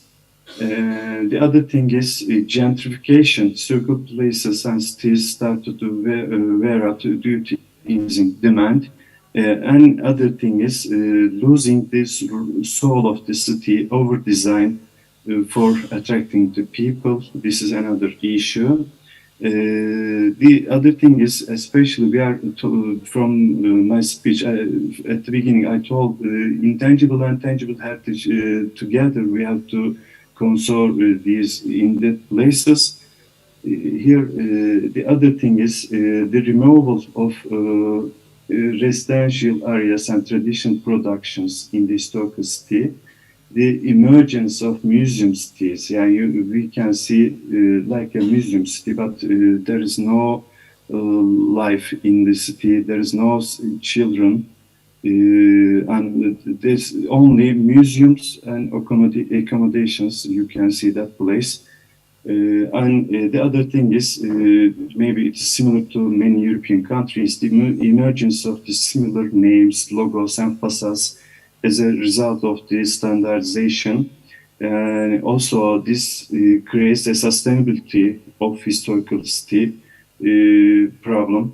When you, if you know that city maybe 15, 20 years ago, you cannot understand when you go there here now. I can show you some examples. This is an old mansion, big family house, but now it became a hotel, boutique hotel, and also restaurant. And there is another big mansion. It became a very well-known touristic restaurant. This is also another place. It became another touristic restaurant. But again, I'm telling, there is no family. There is no children. There is no local traditions, local productions here. This city became a just touristic city, museum city. Again, another. This place became a cafe.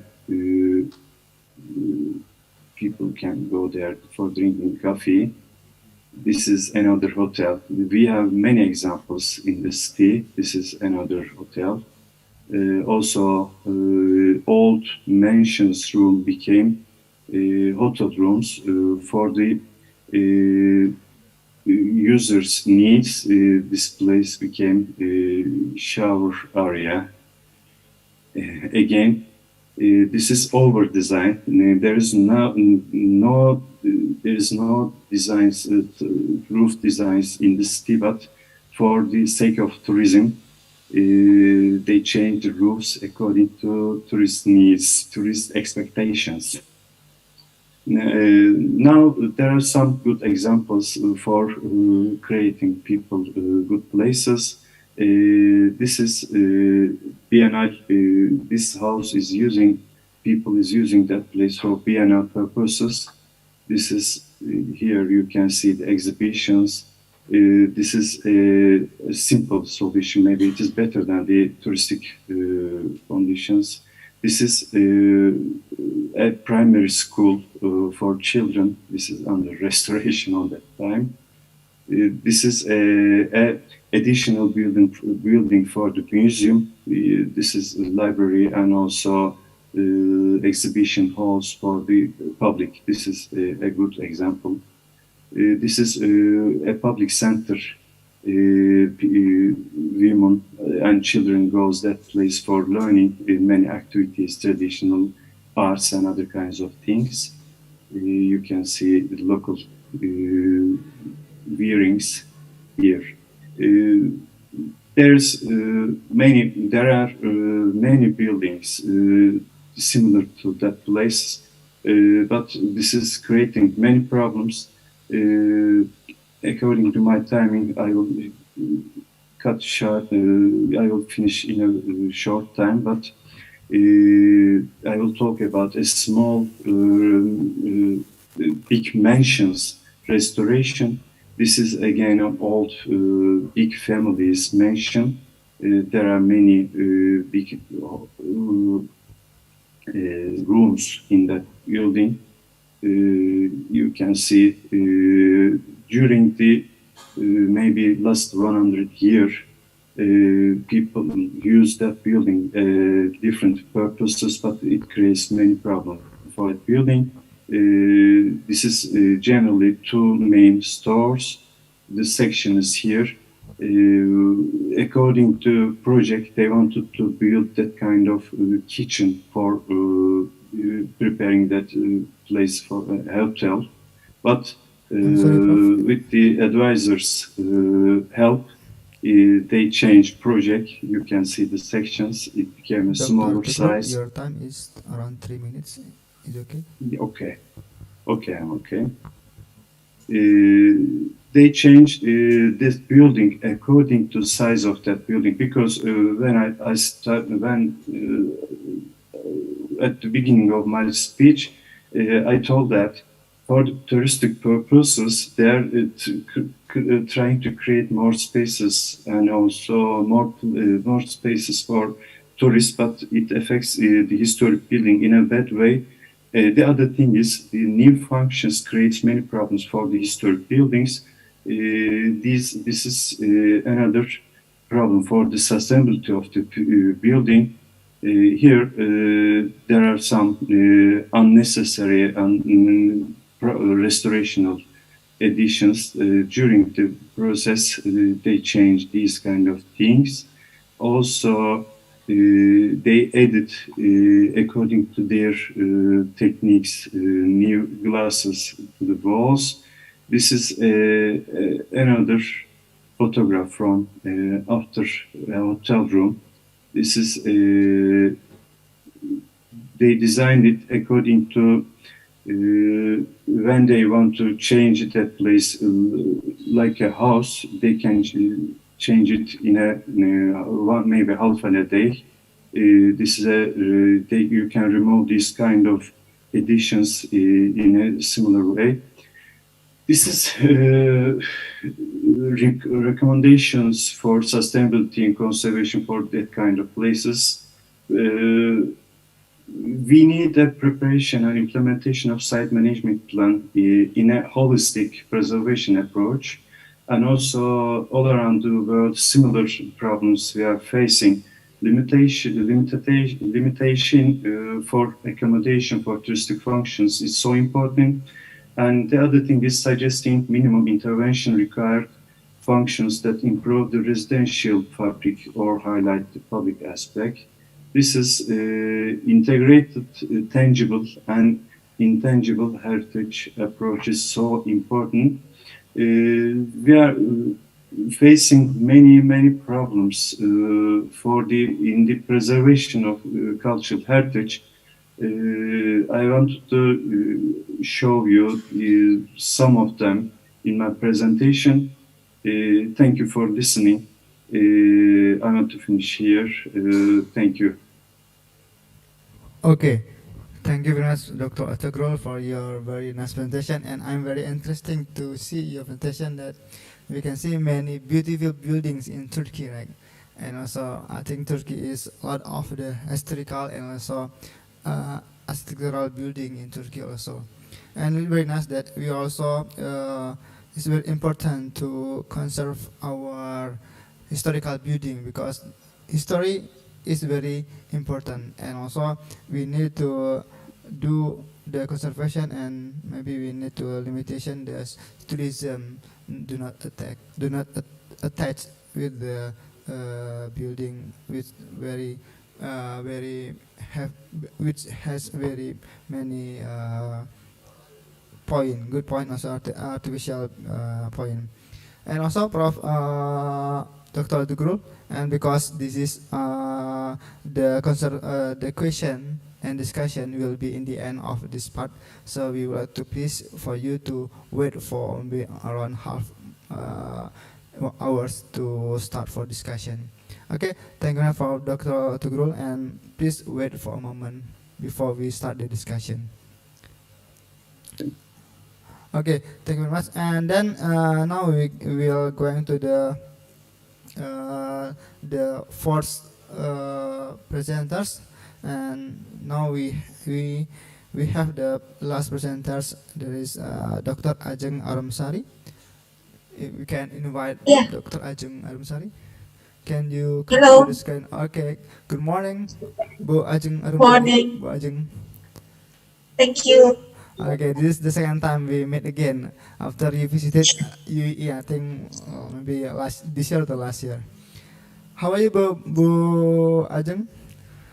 Yeah, fine. Okay, Thank you. fine. So I just landing in Bali. Yeah, I heard that you just landing in Bali to attending the Still in the G20 in airport. Bali. It's very nice to hear that you will attend the G20. Okay, please allow me to introduce your CV or your bibliography to our audience. And Dr. Ajeng Arumsari is Director of Research and Innovation Funding in the Institution of National Research and Innovation Agency, or we call BRID, like in Indonesia. And his major is environmental engineering, and he obtained the PhD in United Great School of Agricultural Science at Human University in the field of Department of Applied Bioresearch Science in 2013. And here I saw it's a topic, you have many topic. One of them is about the rehabilitation and conservation of Citarum watershed from monitoring to implementation of advanced. And also I saw that you have many publication and citation in Scopus. I think it's very good, and I'm sure that we cannot read all of your publication because it's the limitation of time. I think we can start our presentation. Can you share screen your material now?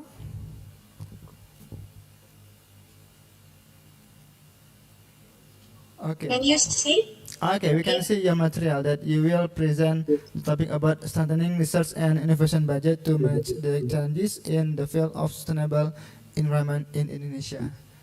You can test your voice. Is it clear or not? Okay. Okay, your voice okay. Can you hear me clear? Yes, your voice is okay. Okay, now I think you can start your presentation. Screen is yours. Okay, thank you.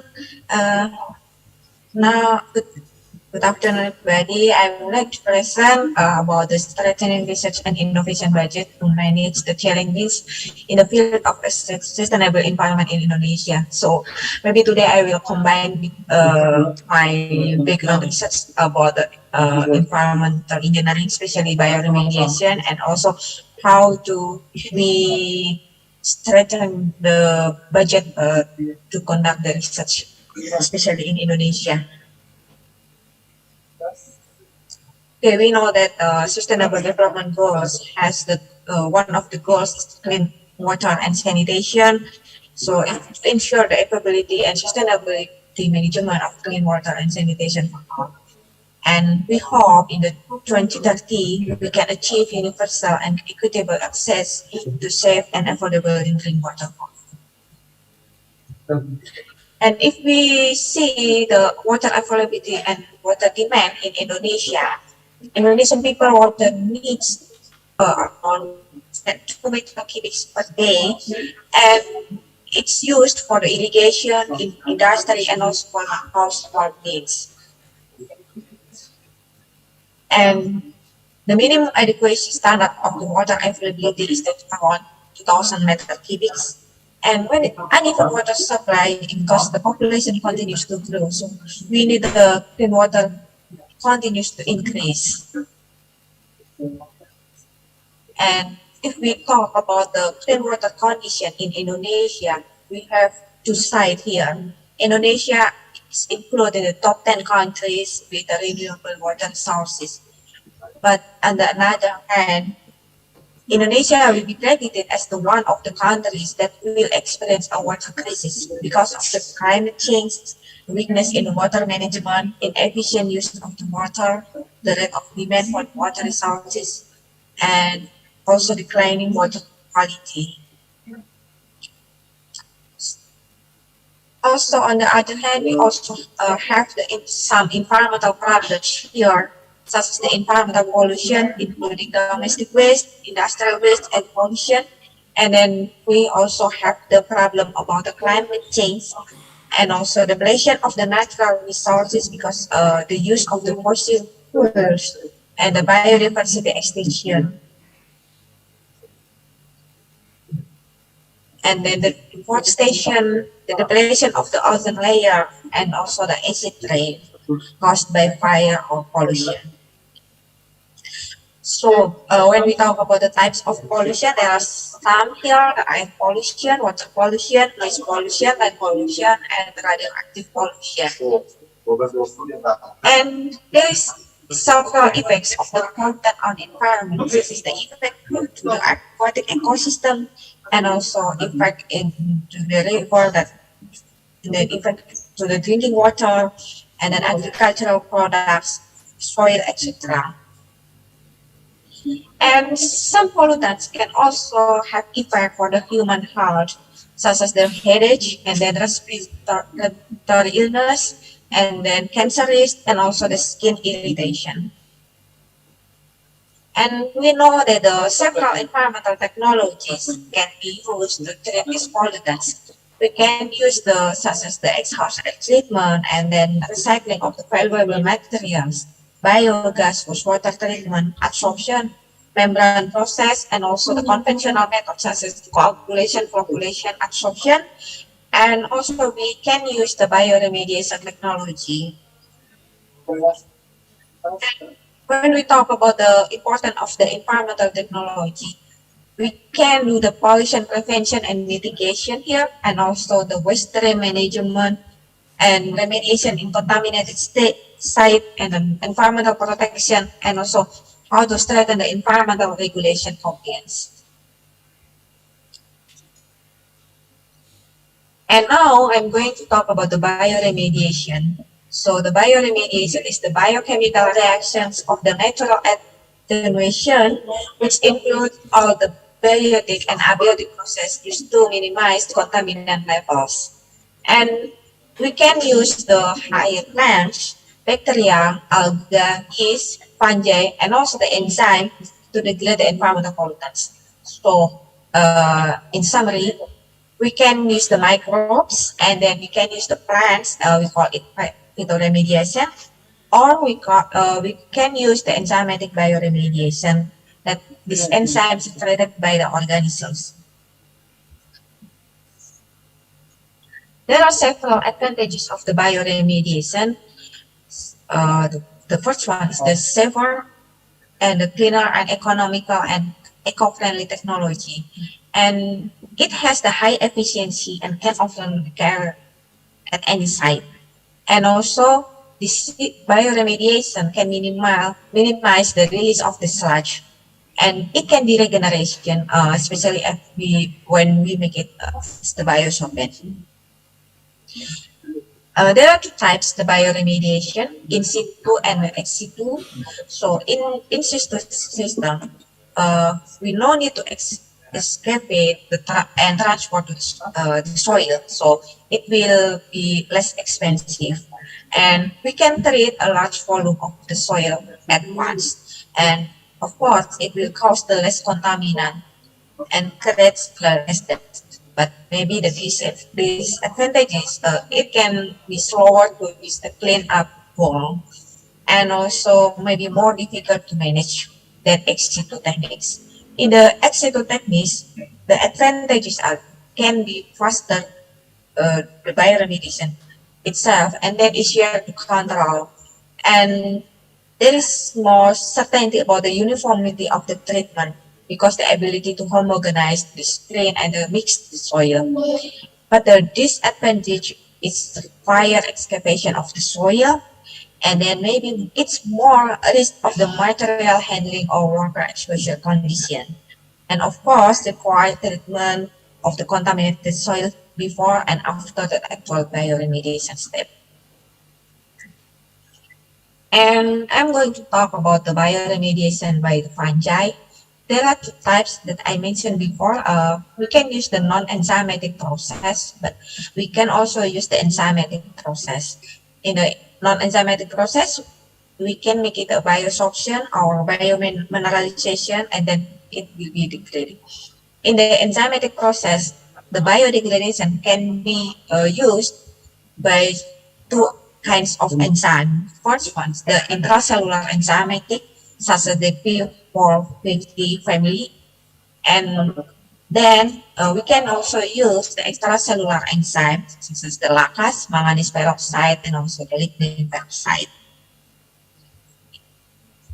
And this is the several variety of fungi that can be used to degrade some pollutant compounds, such as the Bacillus candela ajusta, Panerochaeta crisporium, Deodatus costriatus, Trametes versicolor, Lentinus, and then Plebia.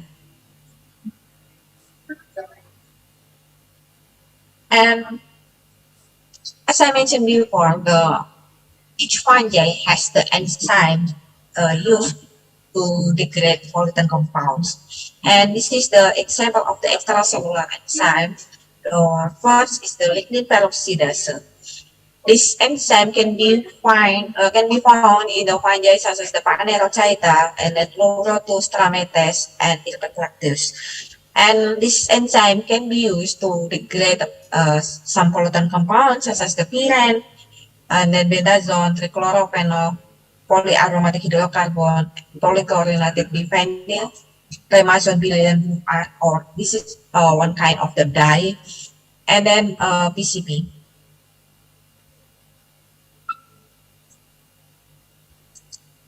Another enzyme is the manganese peroxide. It can be found in the several fungi such as the Paneros, Coriolus versicolor, Pereutus pulmonaris, Candela, Trametes, etc.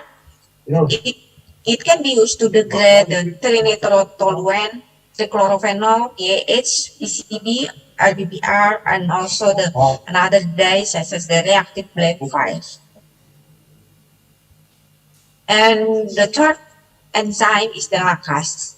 Lacase can be found in several fungi such as the Chlorotus, Coriolus versicolor, Irpeclacteus, Panerochaeta, and it can be used to degrade the dimetoxyphenol, phenolic compound, dyes, PAH, organic pollutant, and also the pesticides. So actually, the several factors involved in the biodegradation. So not only environmental conditions such as the pH, redox temperature, moisture, or nutrients, but also the compound structural properties. For example, the dyes is different between the azo and the because of the chromophore compound here, and then it depends on also the microorganisms. And when we talk about the biodegradation, we should consider also about the analytical assessment. So we not only conduct the, how I can say, experiment in the laboratory, but we also sometimes we have to use the several instrumentation. For example, to detect the metabolic product, we can use the HPLC, GCMS, and then when we use the immobilized enzyme system, we should know about the, how I can say, the characteristic of this enzyme. So we can use the SAM and also the FDR, and then we can use also the Raman, HRMS, and we also can use the toxicity assessment, such as phytotoxicity, cytotoxicity, to know what toxicity the after the biodegradation process.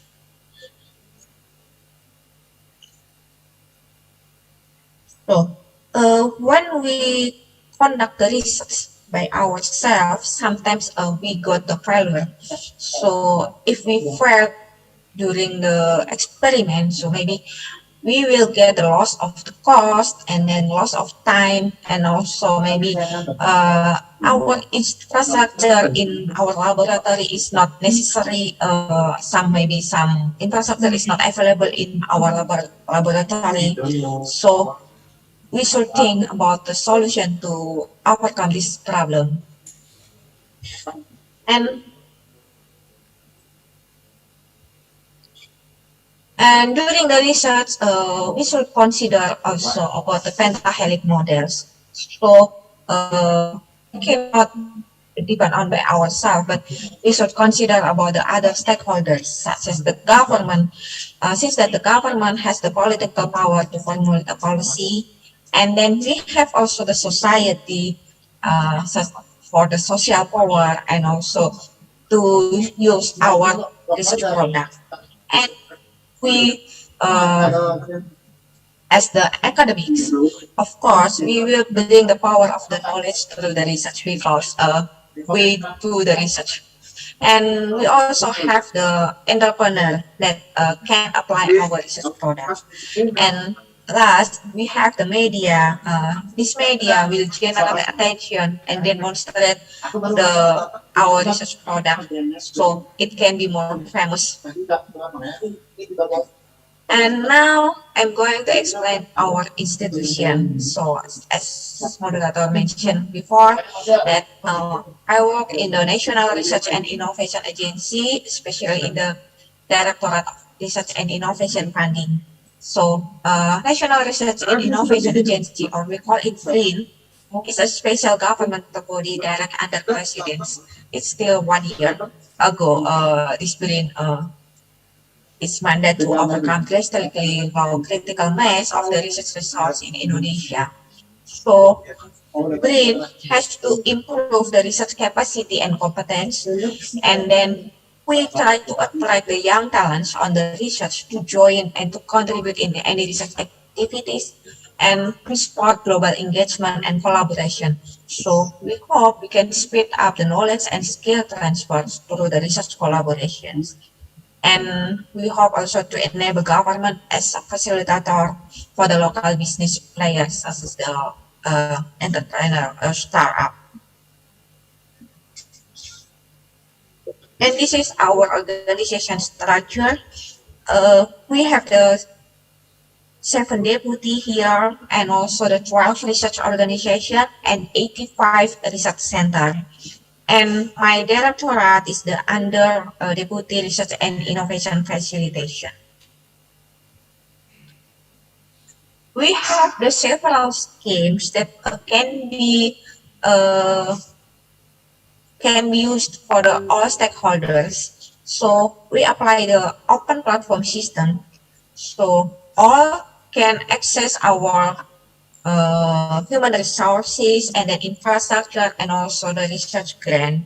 So we hope that we can make collaboration between BRIN, industry, and also the academics. So hopefully we can facilitate and stimulate entrepreneurship here through the involvement in the research activities. This is a sample for our laboratory that can be accessed by all stakeholders. So we have for example, we have the integrated genomic biodiversity and environment laboratory in Cibinong, and also we have the biosafety level 3 and 2 laboratory in Cibinong also, and we have the Bandung Advanced Science and Creative Engineering space in Bandung, and also it's like the food packaging. We have the Halal Food Laboratory in Gunung Kidul. There is standardized GMP, and then we have the high performance computing in Cibinong, and many laboratories also that can be accessed by all stakeholders. And this is our website, elsa.bring.go.id. So in here you can see many equipments that can be used. So here you can go to this website and you can choose what instrument that you want to use. And another scheme is the researcher mobility. So here we offer the many, how can I say, scheme for the talent management. So for example, for the students, we have the scheme research assistant. So the student in university can do experiment and can join with our research group to do the laboratory experiment and then writing the journal with the researcher in green. So and then we also have the scheme for the degree by research, both in a master or PhD degree. And also we have the global collaboration here, postdoctoral scheme, and also we invite the visiting professor and also the visiting researcher, so can join with us. You can access our website in the managementtalenta.brin.go.id.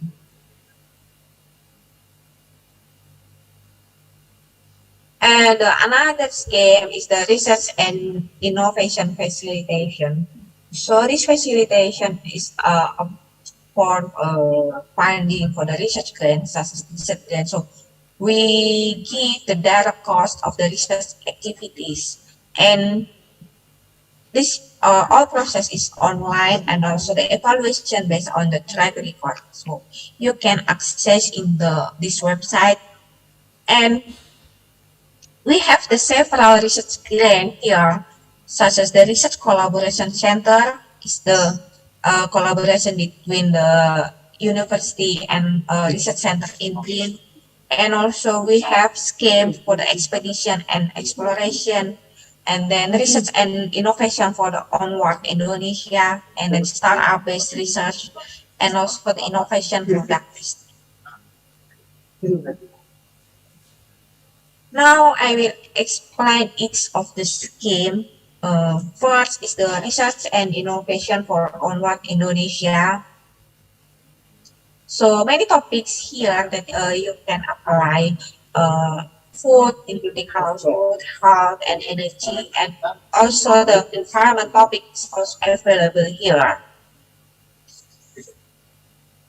And if we see here the research focus in the batch 2, we can see actually many topics described by the principal investigator.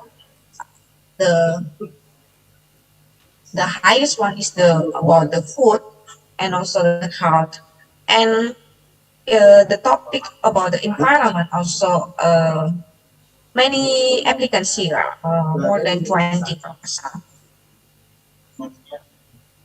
And if we see about the title of proposal, that got funding from us in the batch one, you can see here actually the many topics, many parent of topics in environmental area. So from the life cycle assessment and then the post water treatment and then like water set, biogas, etc. And not only researcher from Green as the recipients, but also many researchers from the several universities also got this funding from the Diponegoro University and then Gajah Mada University, Indonesia University, ITB, yeah.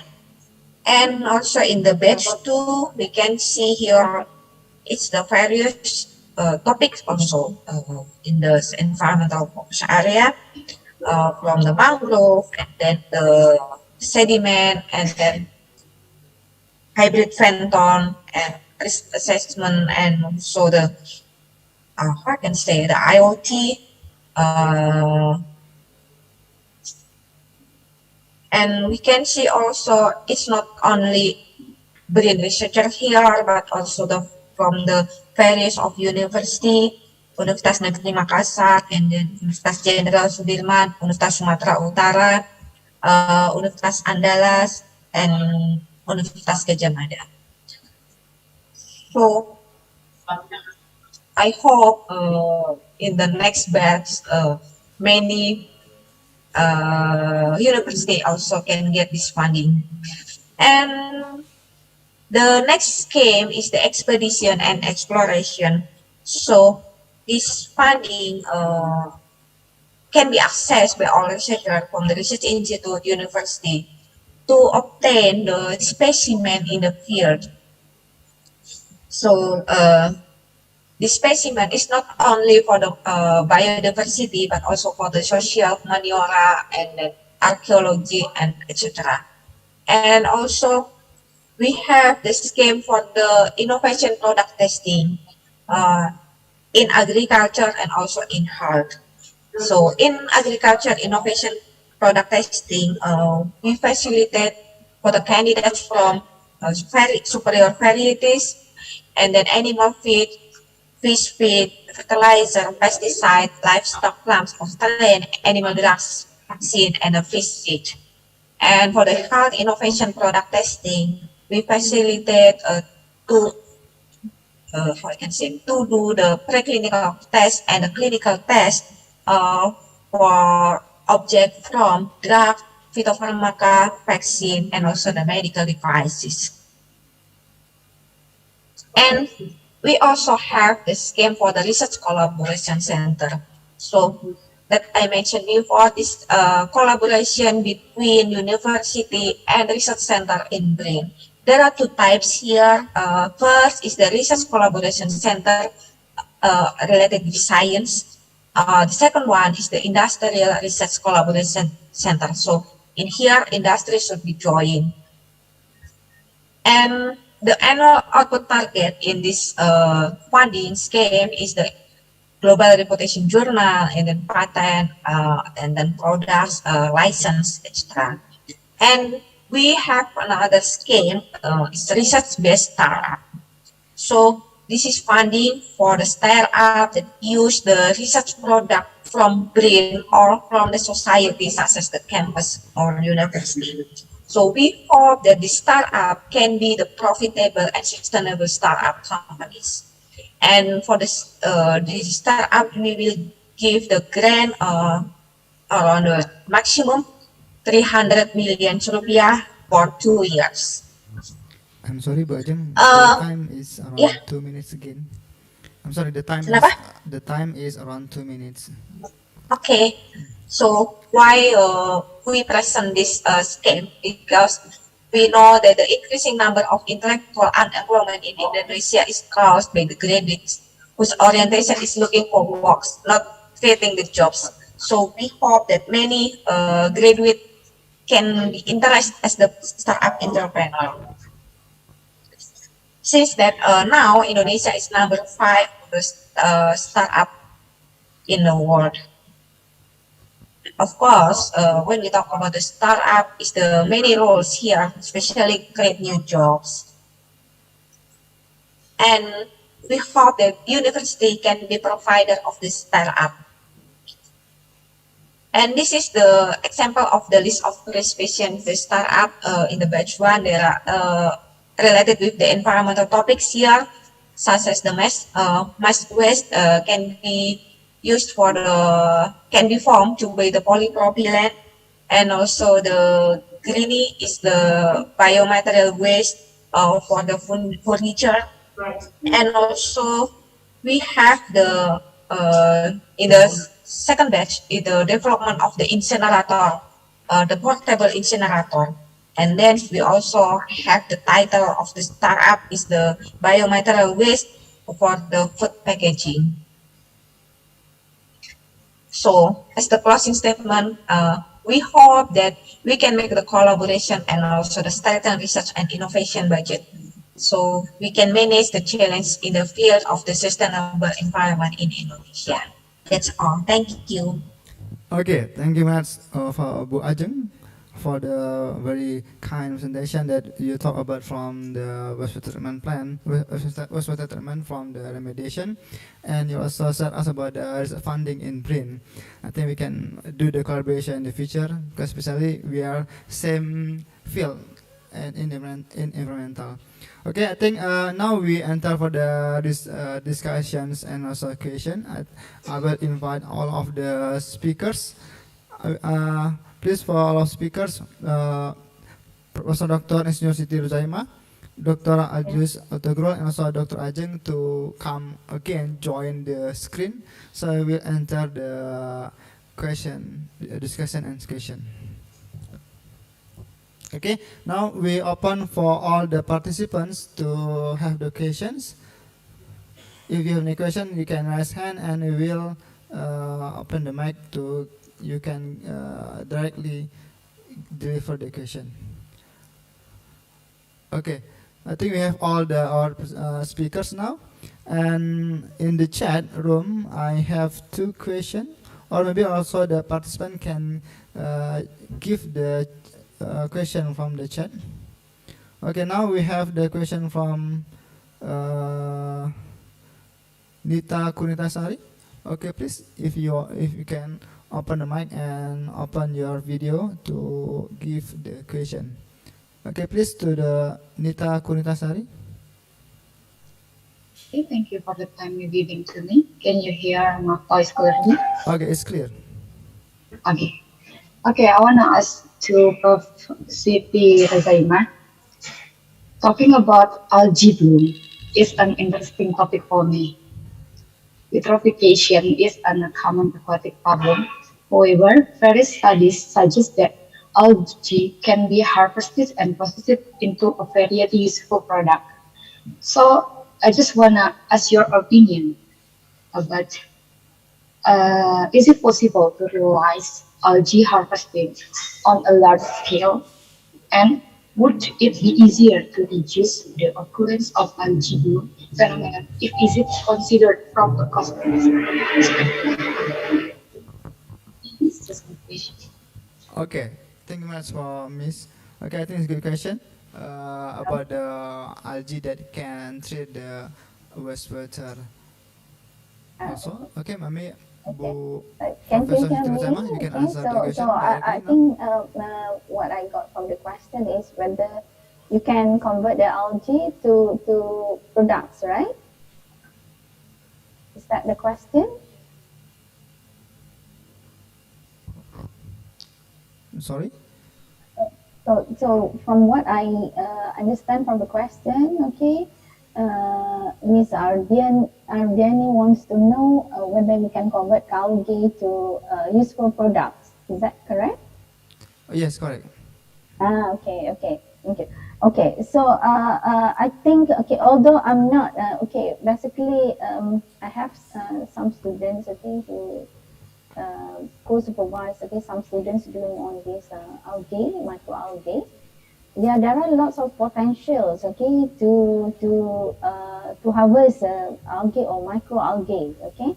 into other products. Okay, they might they can turn it into for health products. Okay, or they can also convert into biodiesel. Okay, or even you can also harvest it and convert into feed animals. Okay, animal feeds. Okay, or you can also harvest it to into energy like biodiesel that we have. I have mentioned this now. Okay, so there are lots of opportunities, I think. Okay, on this algae or microalgae. Okay, so of course, as researchers, okay, this is the challenge for us. Okay, the challenge for us, okay, to do investigation, to do research, more research on this. Okay, and we know that we are from tropical countries. Okay, so that means there's a lot of opportunities. Okay, to explore on this. Okay, on this potential of algae or microalgae. Okay, to be used. Okay, to treat. Of course, first is to treat. Okay, but at the same time, okay, we can harvest. Okay, and there's a lot of researchers also who also explore. Okay, especially for microalgae, we know that it's a very tiny. It's hard to harvest as well, but there's a lot of studies, I think, that have been done. Okay, how to harvest this microalgae, so that after that we can convert into useful products. Okay, so I think, okay, there are a lot more to explore. Okay, so I think Miss Andiani, okay, you got a lot of times. Okay, a lot of opportunities to explore on this microalgae or algae. That's all from me. Okay, thank you, Prof. Siduruzema, for the question. I think algae is very also a good point to treat the wastewater. And now I'm going to the question in the chat room. This is the question for the Professor Alidos Tegrul, that it's from Anes M. Kusuma. He asked about the possibility of the cultural heritage building that has been revitalized and already has a new function. Will supporting building of the architect be dismantled or maintained following its new function? I think it's about the possibility of cultural heritage to revitalize, and how about the function? Is it can be same function, or is it any change function because due to the change of design also as the architectural views? I think you can give the comments, Dr. Artukru. Yes, I can give comments about that question. We are promoting adaptive reuse of heritage buildings all around the world for future living of that building, but there is a problem.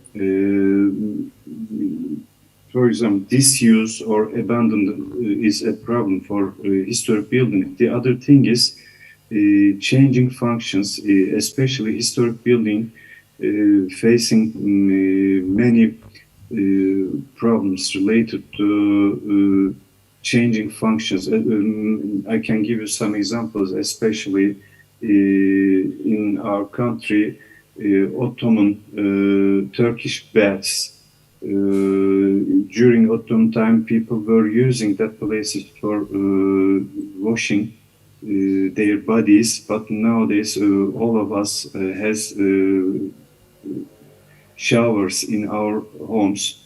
We are not using that places. This is a problem for that kind of historic problems.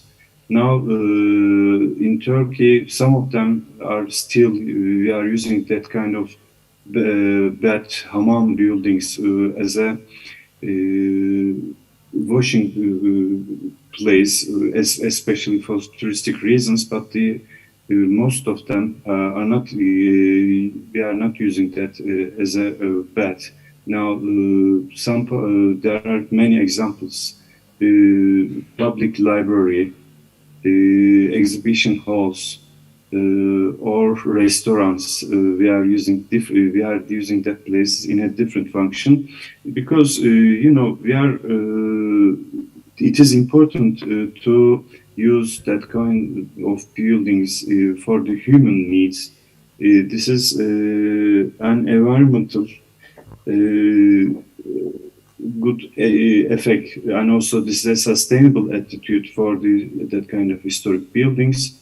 The other thing is, internationally, we are supporting adaptive reuse of historic buildings for their future lives. This is a really important issue.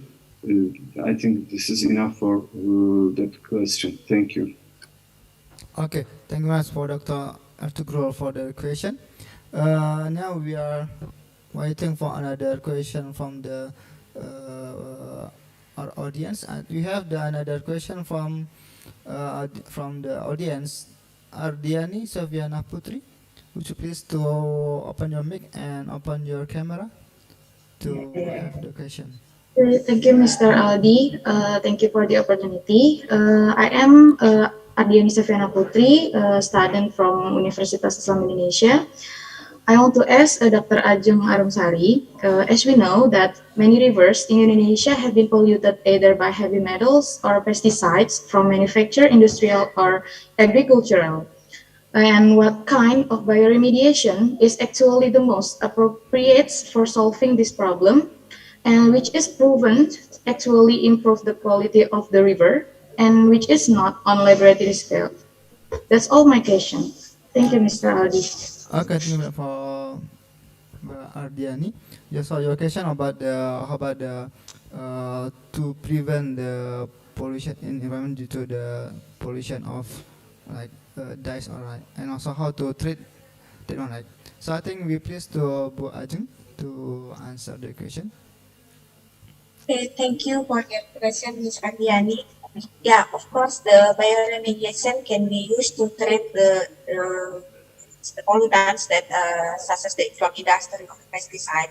So the easy one, we can make it immobilized enzyme. So we extract the enzyme from the fungi, then we can make immobilization, for example, with the sodium alginate or another carriers.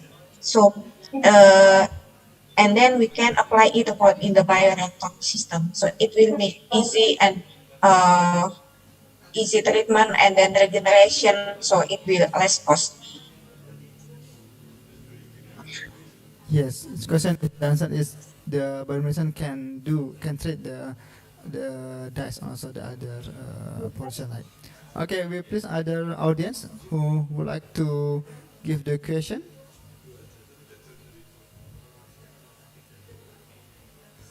Okay, I will read the question in the chat room. That this is the question to Professor Siti Rozaima from Supiar Mawati. As you mentioned on your presentation that microplastic become concern in Malaysia. I would like to know the status and strategic to handle microplastic pollution in Malaysia. Thank you very much.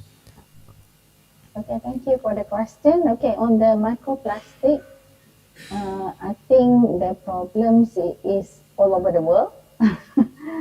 And of course, okay, in Malaysia, we start to look it seriously, okay, but still, okay, I think on public awareness still is not, I mean, it's just static, okay. I mean, majority of the public is still are not aware of this microplastic problem, okay. But of course, the government, our government also have some initiative, okay. So basically to ban, okay, to ban or to reduce, okay, the use of single plastic, okay. Single plastics, I mean, like straws, okay, maybe some polystyrenes and so on, okay. So this is basically some campaigns, okay, how to reduce the pollutions, okay, due to plastic. We know that plastic is hardly to degrade, okay. It takes years or 100 years, okay, to degrade. So whatever we face now is basically maybe is 50 years ago problems, okay. So because the plastic will be slowly degraded until microplastic, and even now, okay, if you search through on the microplastic, so it's already become nanoplastic, okay. So the problems become more complicated, okay. So and of course, okay, all over the world they are researching, okay, to basically to search, okay, some ways, okay, how to reduce, okay, the pollutions, okay. Basically, the best is basically to reduce, okay, the use of the plastic, or we or and of course, I think we cannot 100%, okay, 100% ban the use of plastic. I don't think so in our life, okay. So it's almost impossible to not to use plastic, okay. So we cannot blame on plastic, okay. There are many benefits, okay, of plastic. It's just that we need to handle it wisely, okay. So of course, okay, try to minimize, okay, the use of single plastic, okay, and in terms of disposal as well, okay, try to recover, reuse, and so on, okay. So those are the things, okay, that we can have some efforts, okay, to reduce, okay, in future for our future generations, okay, because we know that if we don't do anything from now, of course, okay, the future generation will be face more problems, okay. And in fact, we are at the current situation, we already had these problems, which is maybe the pollution due to plastics already 50 years ago, okay. So basically, okay, the role, okay, the role of this is not only from any regulatory body or only the responsibility of the academicians to do research and so on, but it's okay as a individual in this world, okay. So we need to tell ourselves as well, okay, we have to take care of the plastic, okay, make sure that we do it, we use it wisely, and if you want to dispose it, or I'm sure, okay, there's a lot of recycle centers, okay, so you can collect and send it to there and so on, so that the plastic won't go to the environment. Okay, so that's my response. Okay, thank you much, Professor Zaima. I think yes, it's correct that the plastic is very dangerous. Also, it's difficult to be degraded. Yeah. Even we know that our water resource like a river, ponds is contaminated by the plastic, but we don't know that's decontaminated from few years ago. That now we just know that there is maybe some plastic in our water treatment plant or in our water treatment plant also. Okay, we open another question. So we please the audience in the Zoom to have question directly by raising hand. Okay, I think I have the question for Bu Ajeng, Dr. Ajeng. Because you announced the research funding also this collaboration in BRIN. Could you please inform us how about the timeline to submit the proposal, and when usually the announcement from the BRIN to call the research funding, because it's very interesting that from you also have many researchers that try to finding the fund not only in Indonesia also in abroad, that I think we can make collaboration. How about in your side the time of the submit proposal for funding in BRIN? Yeah, thank you for the question. Actually, we hope that we can open all year round, but of course, we make finished for the batch 1, and then we open the batch 2, and next after we finish the review proposal, we open the batch 3. But we hope that in 1 year we can open around 3 or 4 batch. Oh, So yeah, maybe it will be started on the February. So, and I can say the timeline for proposal is maybe around 1 month, and then we do the selection or administration, and then substance substance, and then call I get the budget, and then we make a decision, and then after that we open the next batch.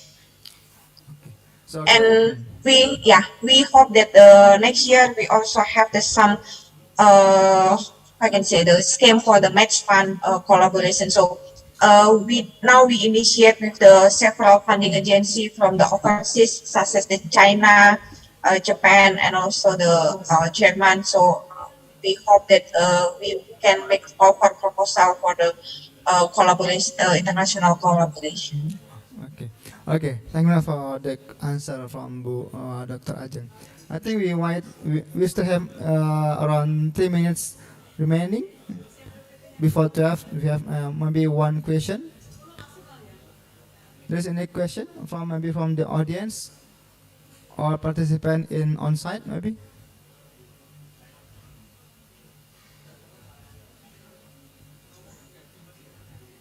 Okay, we wait for a moment. And maybe for Dr. Utugrul, that I have one question. It's also quite interesting that in Turkey, I saw there is Namrud, like Namrud statue or Namrud, like Namrud area that is statue that's so it means that Turkey has many historical building or the historical remaining building in Turkey, and is it how the government make the rule that the historical building can be accessed to the public, also to the tourism? So is it any the government make the rules that strictly or open based on their function, or is open that can be the historical building can be used for like so in your slide that the historical building or cultural heritage building can be used for the food and drink like cafe like that. Thank you for your question. Because especially with local conservation rules, it depends on the location and site. We have conservation plans and also heritage management plans to plan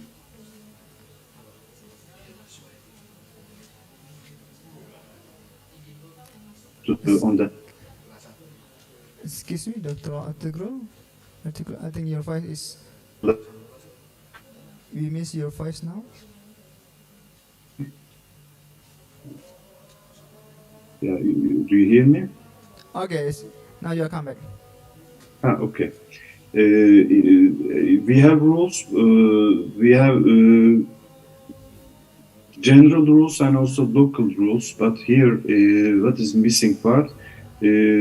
Some places has no local rules. Without local rules, maybe people can change the functions according to their needs. But when you prepare conservation plans and management plans before that place became popular, it will help the conservation of and also sustainability of that kind of historic buildings. Okay, so it means there is rule already produced by the government, like to protect and conserve the building, heritage building in Turkey.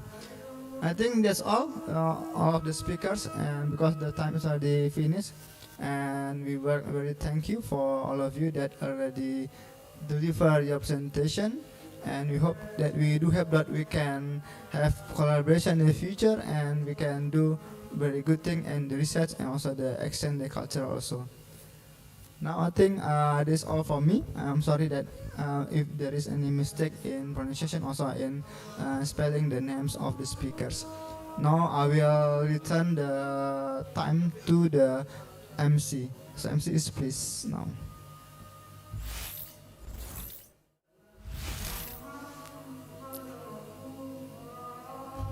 Okay, thank you very much to Dr. Aldila and all the speakers.